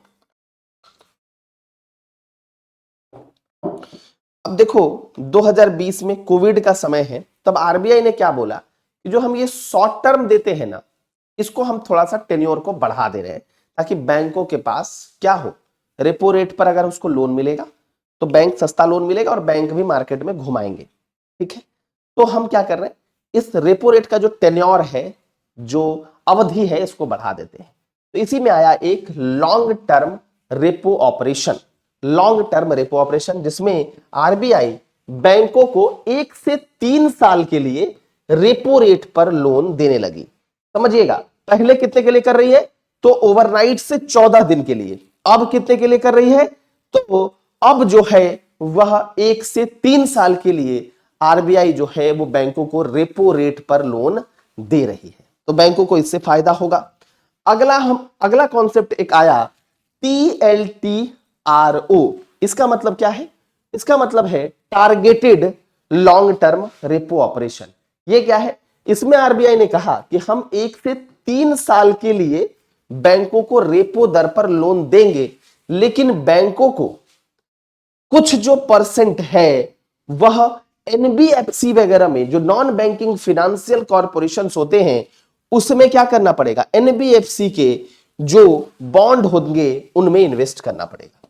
तो हम जो है वो, तो एनबीएफसी के बॉन्ड वगैरह को खरीदिए, बैंकों को कुछ पैसा दूसरे जगह भी इन्वेस्ट करना पड़ेगा, एनबीएफसी का बॉन्ड वगैरह खरीदना पड़ेगा, तब हम बैंकों को रेपो दर पर लोन देंगे, 1 से 3 साल के लिए हम लोन देंगे। तो इसको कहा गया targeted long term repo operation. ठीक है, इसके बाद कह रहा है क्या कि हम 1 से 3 साल के लिए देंगे, कोई दिक्कत नहीं है। जो ये special long term repo operation है, इसमें कह रहा है कि हम 1 से 3 साल के लिए देंगे, 3 साल के लिए देंगे, मान लो अप टू 3 इयर्स के लिए देंगे या फिर 3 इयर्स के लिए देंगे, लेकिन क्या करना पड़ेगा।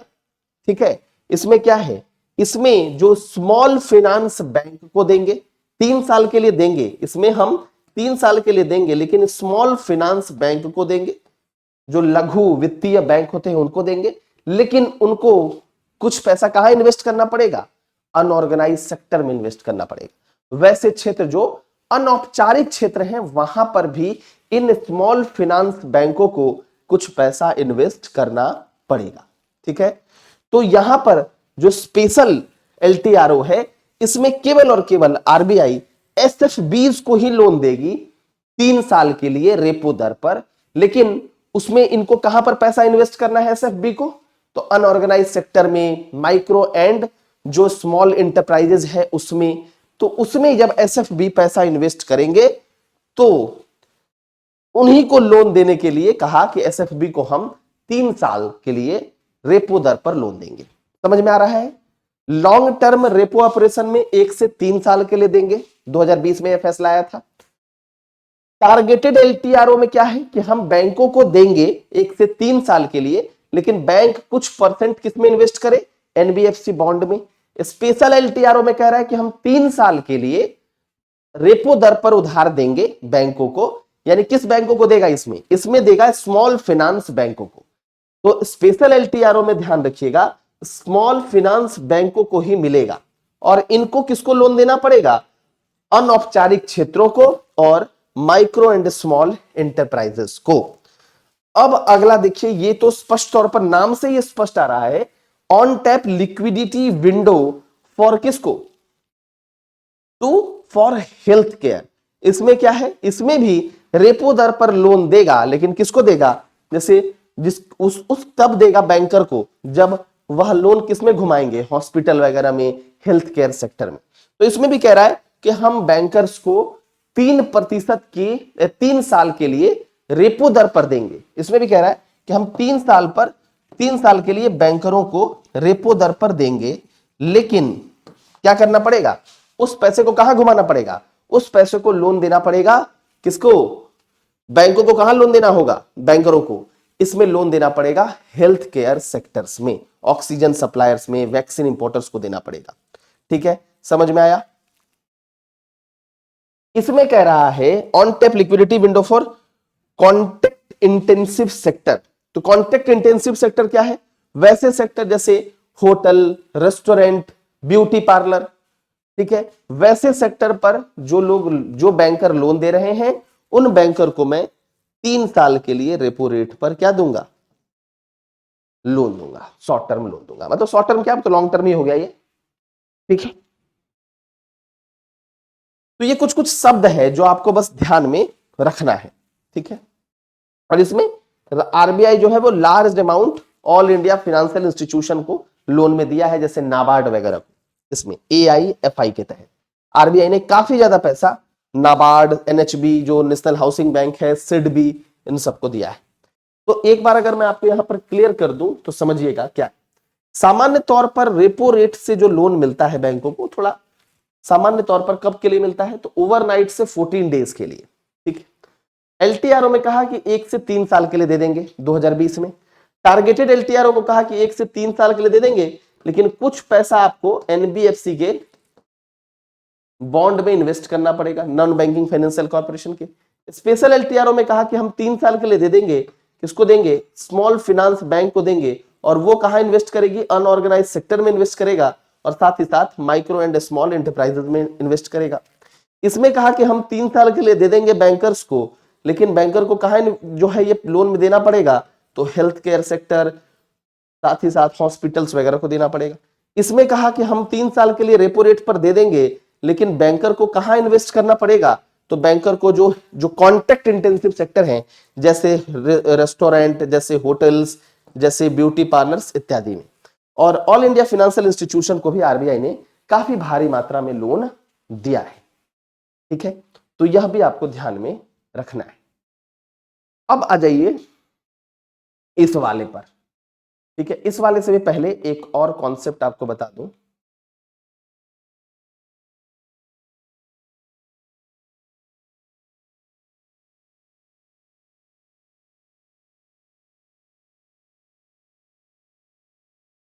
ये वाला थोड़ा सा देख लीजिए। ठीक है, ये है एमएसएफ।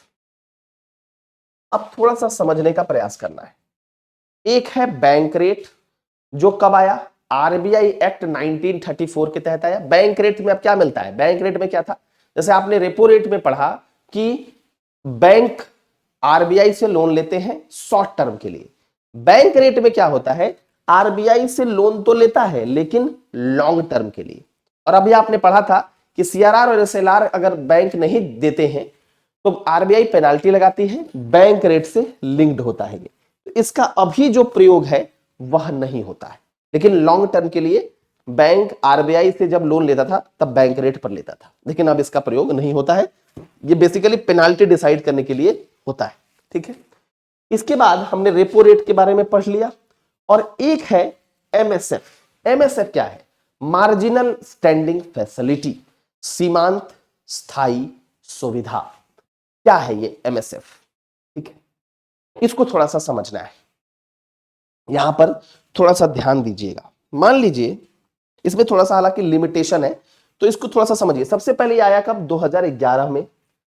इसमें लोन कौन ले सकता है? तो बैंक ही ले सकता है, केवल आरबीआई से। तो बैंक ले सकता है आरबीआई से। ठीक है, कितने समय के लिए? तो शॉर्ट टर्म के लिए, यूजुअली जैसा रेपो रेट में होता है, शॉर्ट टर्म के लिए लोन ले सकता है। अब देखिए, मान लेते हैं जैसा मैंने आपको एक केस बताया था, क्या है इसको थोड़ा सा समझना है। रेपो और एमएसएफ में क्या अंतर है, इसको समझिए। ये मार्जिनल स्टैंडिंग फैसिलिटी, ये रेपो है। इसमें भी बैंक किससे ले रहा है? आरबीआई से। इसमें भी बैंक किससे ले रहा है? आरबीआई से। इसमें भी कितने समय के लिए ले रहा है? तो ओवरनाइट से 14 डेज। इसमें भी कितने समय के लिए? तो ओवरनाइट से 14 डेज। अब फिर अंतर क्या है? देखो, इसमें क्या है, रेपो रेट में जो जीसेक आरबीआई देता है ना, आरबीआई को कौन देता है? बैंक देता है ना। तो ये जीसेक आपको पता है, जीसेक आप कहां रखते हैं? एसएलआर में भी रख सकता है बैंक। बैंक एसएलआर में क्या रख सकता है? कैश, गोल्ड या जीसेक। लेकिन जो एसएलआर में जीसेक रखा हुआ है ना, अब पता वो वाला जीसेक जो है, पता चला वही जीसेक किसको दे रहा है? ऐसा नहीं है। एसएलआर वाले जीसेक को रेपो रेट में लोन लेते समय बैंक प्रयोग नहीं कर सकते। ये तो एसएलआर वाला जीसेक बैंक के पास सुरक्षित रखा हुआ है। अब बैंक क्या किया? रेपो रेट से लोन लेना है, तो लोन लेने समय तो जीसेक चाहिए, क्योंकि कोलेट्रल देना पड़ेगा, गिरवी रखना पड़ेगा। पता चला एसएलआर वाला जो बक्सा में जीसेक रखा था उसी को निकाल कर दे दिया। ऐसा रेपो रेट में वह नहीं कर सकता। लेकिन मान लीजिए कोई इमरजेंसी सिचुएशन है, जिस सिचुएशन पर बैंकों के पास जीसेक नहीं है, तो उस समय वो क्या करें? तो उस समय उसको, तो ये इमरजेंसी सिचुएशन है। इमरजेंसी में आपको पता है सब ज्यादा पैसा लेते हैं। फ्लाइट इमरजेंसी में बुक करिएगा, पैसा ज्यादा लगेगा। अब इमरजेंसी सिचुएशन है, बैंक के पास जीसेक नहीं है, तो बैंक क्या इस्तेमाल करना चाहता है? एसएलआर कोटा का जीसेक। तो वो इस्तेमाल कर सकता है, लेकिन उसको जो इंटरेस्ट देना पड़ेगा वो एमएसएफ देना पड़ेगा। ठीक है, तो यहां पर एसएलआर कोटा का भी जीसेक प्रयोग होता है। अब आप खुद ही सोच रहे हैं कि यहां पर नहीं होता है। इमरजेंसी कंडीशन में बैंक एसएलआर कोटा का जीसेक प्रयोग कर सकते हैं, उसमें बहुत सारा कंडीशंस है। लेकिन क्या आपको लगता है कि दोनों का interest rate bank RBI same लेगा? तो आप कहोगे नहीं, यहां पर आरबीआई इंटरेस्ट रेट कम लेगा और यहां पर आरबीआई इंटरेस्ट रेट ज्यादा लेगा। कि क्यों भाई, तुमको एसएलआर कोटा का जीसेक क्यों इस्तेमाल करना पड़ गया? तुमको ज्यादा देना पड़ेगा। तो इमरजेंसी कंडीशन है तो क्या होगा? एसएलआर कोटा का जो जीसेक अगर आप इस्तेमाल करेंगे तो एमएसएफ दर पर आप उसको लेंगे, और इसीलिए यह रेपो दर से ज्यादा होता है। रेपो प्लस एक्स होता है, समथिंग एक्स, और यह इमरजेंसी सिचुएशन में होता है। ठीक, एक तो डिफरेंस ये है। दूसरा डिफरेंस ये है कि इसमें आरबीआई केवल और केवल एमएसएफ दर पर अगर बात करें तो केवल और केवल बैंकों को ही लोन देती है और किसी को नहीं। लेकिन रेपो दर पर आरबीआई सबको देती है, ऑल क्लाइंट्स। जैसे बैंकों को दे सकती है, नॉन बैंकिंग जो कॉरपोरेशंस हैं उसको दे सकती है, सरकार, केंद्र सरकार को भी दे सकती है, और राज्य सरकार को भी दे सकती है।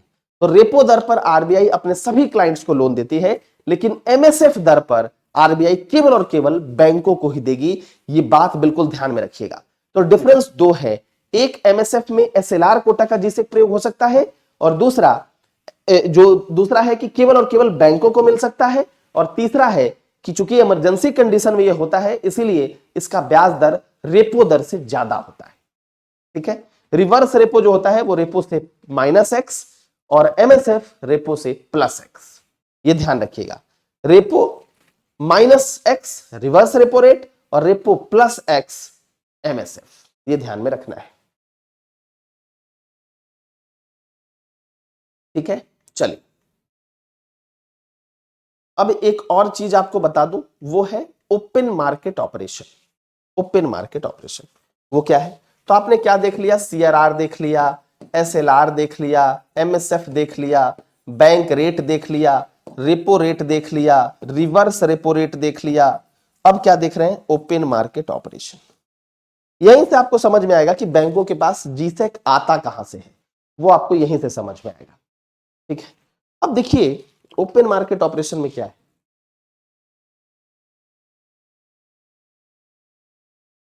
इस ऑपरेशन के माध्यम से होता क्या है? मान लो सरकार को पैसे की जरूरत पड़ी, ठीक है, सरकार को पैसे की जरूरत पड़ी, गवर्नमेंट है, आरबीआई को कहा कि भाई तुम हमको पैसा दो यार, मेरा सरकारी मतलब मेरे से प्रतिभूति ले लो, कागज का टुकड़ा ले लो, लेकिन हमको पैसा दे दो, ठीक है, मेरा जीसेक इशू करो मार्केट में। तो आरबीआई क्या करेगा? जीसेक इशू करेगा। जीसेक जैसे ही इशू करेगा आरबीआई, तो क्या होगा? जीसेक लोग खरीदेंगे, तो आरबीआई के पास पैसा जाएगा और आरबीआई फिर गवर्नमेंट को पैसा दे देगा। तो जीसेक कौन कौन खरीद सकता है? हम आप खरीद सकते हैं, जीसेक बैंक भी खरीद सकता है। देखो बैंकों के पास जीसेक कहां से आया? इसी ऑपरेशन के माध्यम से, ठीक है। तो बैंक भी जीसेक खरीद सकता है, हम आप बिजनेसमैन कोई भी जीसेक खरीद सकता है, और उसके बदले आरबीआई को पैसा दो। आरबीआई क्या करेगा? गवर्नमेंट को पैसा देगा। जब वापसी जीसेक का टेन्योर पूरा हो गया, तो फिर आप जाकर जीसेक लौटा दो और आरबीआई से ब्याज सहित पैसा ले लो। ठीक है, तो यहां पर सोचना कि आरबीआई क्या कर रहा है? जीसेक इशू कर रहा है और जाकर आप जीसेक खरीद रहे हैं, और पैसा किसको दे रहे हैं? आप आरबीआई को दे रहे हैं। ठीक है, तो एक केस तो ये है कि आरबीआई को जब पैसा चाहिए गवर्नमेंट के लिए, तो क्या कर रहा है आरबीआई? आपको जीसेक बेच रहा है और फिर आपसे पैसा ले ले रहा है। दूसरा केस और भी हो सकता है एक, तो आरबीआई क्या कर रहा है? जीसेक को जब बेच रहा है, सेल कर रहा है, तो क्या हो रहा है? पैसा किसके पास जा रहा है? पैसा आरबीआई के पास जा रहा है। सेल कर रहा है मतलब आप क्या दे रहे हैं? उसको पैसा दे रहे हैं। ठीक है, दूसरा केस है कि जब मान लो सबके पास जीसेक चला गया, तो आरबीआई अब क्या करेगा? जीसेक खरीदेगा सबसे। तो आरबीआई जब बेच दिया है सब जीसेक, तो अब जीसेक को खरीदना भी तो पड़ेगा, तो आरबीआई बाई करेगा। बाई करेगा क्या? जीसेक। तो एक केस है जिसमें आरबीआई जीसेक सेल कर रहा है, एक केस है जिसमें आरबीआई जीसेक परचेज कर रहा है। अब दोनों से समझना है कि क्या होगा।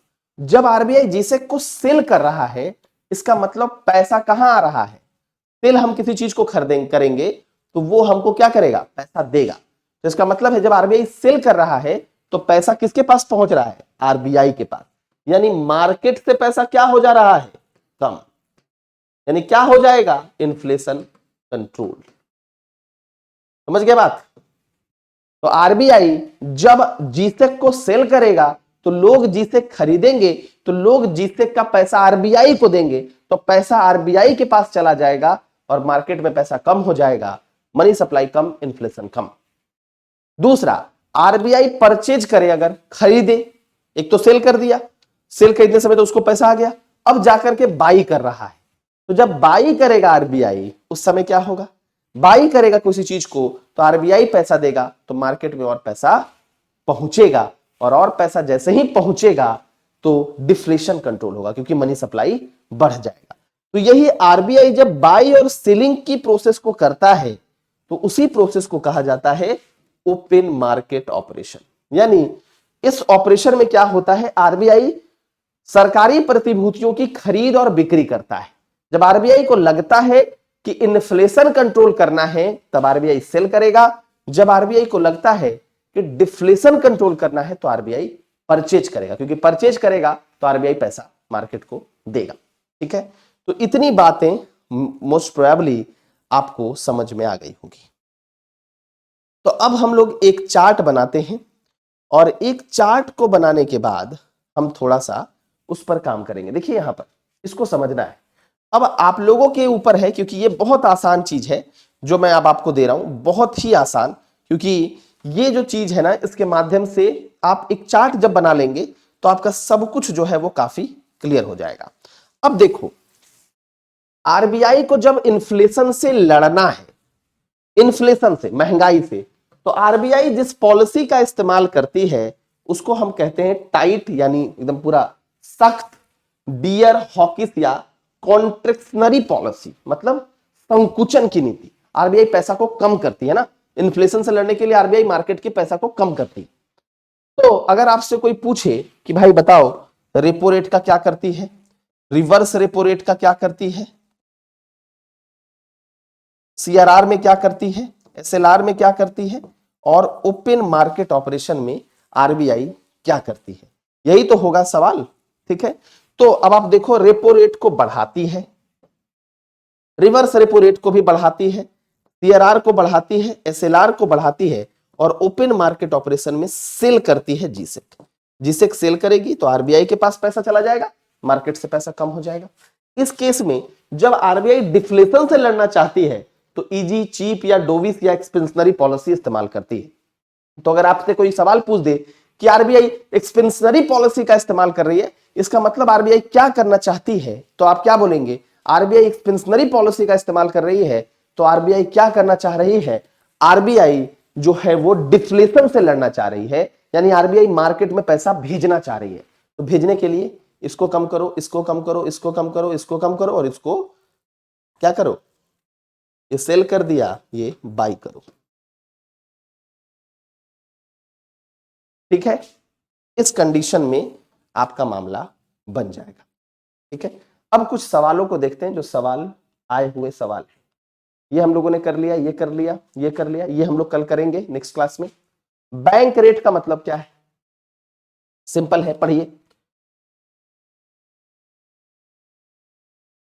बैंक रेट को बढ़ा दिया। देखिए अब तो बैंक रेट है नहीं, पहले पूछा था ये सवाल। तो बैंक रेट को बढ़ा दिया, ये आप उसको समझ सकते हैं, रेपो रेट को बढ़ा दिया। रेपो रेट को बढ़ाने का मतलब क्या है? आरबीआई या फिर बैंक रेट सेम ही जैसा है, एक में लॉन्ग टर्म और बस एक में शॉर्ट टर्म का अंतर है। जो बैंक रेट था उसमें लॉन्ग टर्म के तौर पर लोन लेती थी बैंक आरबीआई से, और रेपो रेट में शॉर्ट टर्म लेती है, लेकिन है एक ही चीज। क्या होगा? बैंक रेट को जैसे ही आपने बढ़ा दिया, इसका मतलब है कि बैंकों को महंगा लोन मिलने लगा आरबीआई से, और जब बैंकों को महंगा मिलेगा तो बैंक ग्राहकों को भी महंगा देंगे, तो लोन लेने वाले लोगों की संख्या कम, इन्फ्लेशन कंट्रोल। तो क्या होगा? कैसा मनी पॉलिसी है? Tight money policy. Central bank tight money policy follow कर रहा है। इजी मनी पॉलिसी में तो क्या होता है, अभी आपको बताया। इजी मनी पॉलिसी का मतलब क्या है कि बैंक कैसा फॉलो कर रहा है? इजी मनी पॉलिसी का मतलब है डिफ्लेशन कंट्रोल के लिए इजी मनी पॉलिसी। लेकिन बैंक रेट को बढ़ाने का मतलब है कि बैंक क्या करने की कोशिश कर रहा है? रेपो रेट को बढ़ाना या बैंक रेट को बढ़ाना सेम ही है, तो इसका मतलब है कि बैंक एक्सपेंशनरी या टाइट मनी पॉलिसी को फॉलो कर रहा है। वही टाइट मनी पॉलिसी ही आंसर इसका हो जाएगा। एक लिखा है कि आरबीआई अगर डिसाइड कर रही है कि हम एक्सपेंशनरी पॉलिसी को अपनाएंगे तो इसका मतलब क्या है, ये आप लोग बताइए। क्या करना चाहती है आरबीआई? आरबीआई एक्सपेंशनरी पॉलिसी यानी डिफ्लेशन से लड़ना है, तो सबको कम कम कम कम करना पड़ेगा, और ओएमओ को क्या करना पड़ेगा? बाई करना पड़ेगा, ताकि मार्केट में पैसा पहुंचे। कट एंड ऑप्टिमाइज, ठीक बात है। इंक्रीज द एमएसएफ, इंक्रीज कर रही है एमएसएफ को, और बैंक रेट और रेपो रेट को कम कर रही है। एमएसएफ भी आपने पढ़ा, एमएसएफ सीमांत स्थायी सुविधा, वही मैंने बताया ना कि जब मुश्किल परिस्थिति आ जाती है तो जीसेक के कोटा से बैंक आरबीआई से लोन लेते हैं। तो बैंक रेट, रेपो रेट और एमएसएफ तीनों एक जैसा काम करता है। ठीक है, क्योंकि तीनों केस में बैंक आरबीआई से ही लोन ले रहा है। कंडीशन अलग अलग है, एक में लॉन्ग टर्म ले रहा है बैंक रेट में, और रेपो रेट में शॉर्ट टर्म, और एमएसएफ में लोन तो शॉर्ट टर्म ही है लेकिन जीसेक वाला कोटा का इस्तेमाल करके। तो जो जो फंक्शन है वो सेम है। तो कह रहा है कि मार्जिनल स्टैंडिंग फैसिलिटी को बढ़ा देंगे। तो जब मार्जिनल स्टैंडिंग फैसिलिटी बढ़ जाएगा, यानी बैंक आरबीआई से महंगा लोन लेने लगेगा, तो फिर बैंक भी तो कस्टमर को देगा महंगा में। जब बैंक कस्टमर को महंगा में देगा तो क्या होगा? मनी सप्लाई कम हो जाएगी, तो वो महंगाई कंट्रोल होगा। और विस्तारात्मक नीति में आपको क्या करना है? मंदी से निजात पाना है, यानी पैसा आपको ज्यादा भेजना है, इसके माध्यम से पैसा कम हो जाएगा। यानी ये ऑप्शन गलत है। तो यूजुअली 1 और 3 will be the correct answer. SLR कम करेगा।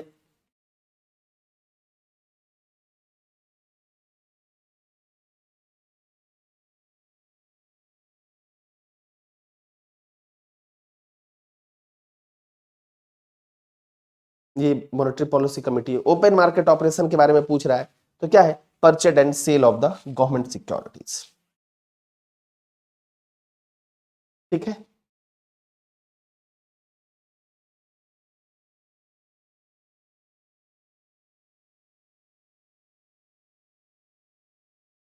ठीक है।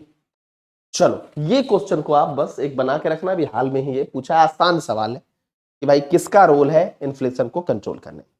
बाद बाकी तो 9वां नंबर सवाल एक बार देख लो, इसको आप लोग बस एक बार बना करके रखना, आसान सवाल है।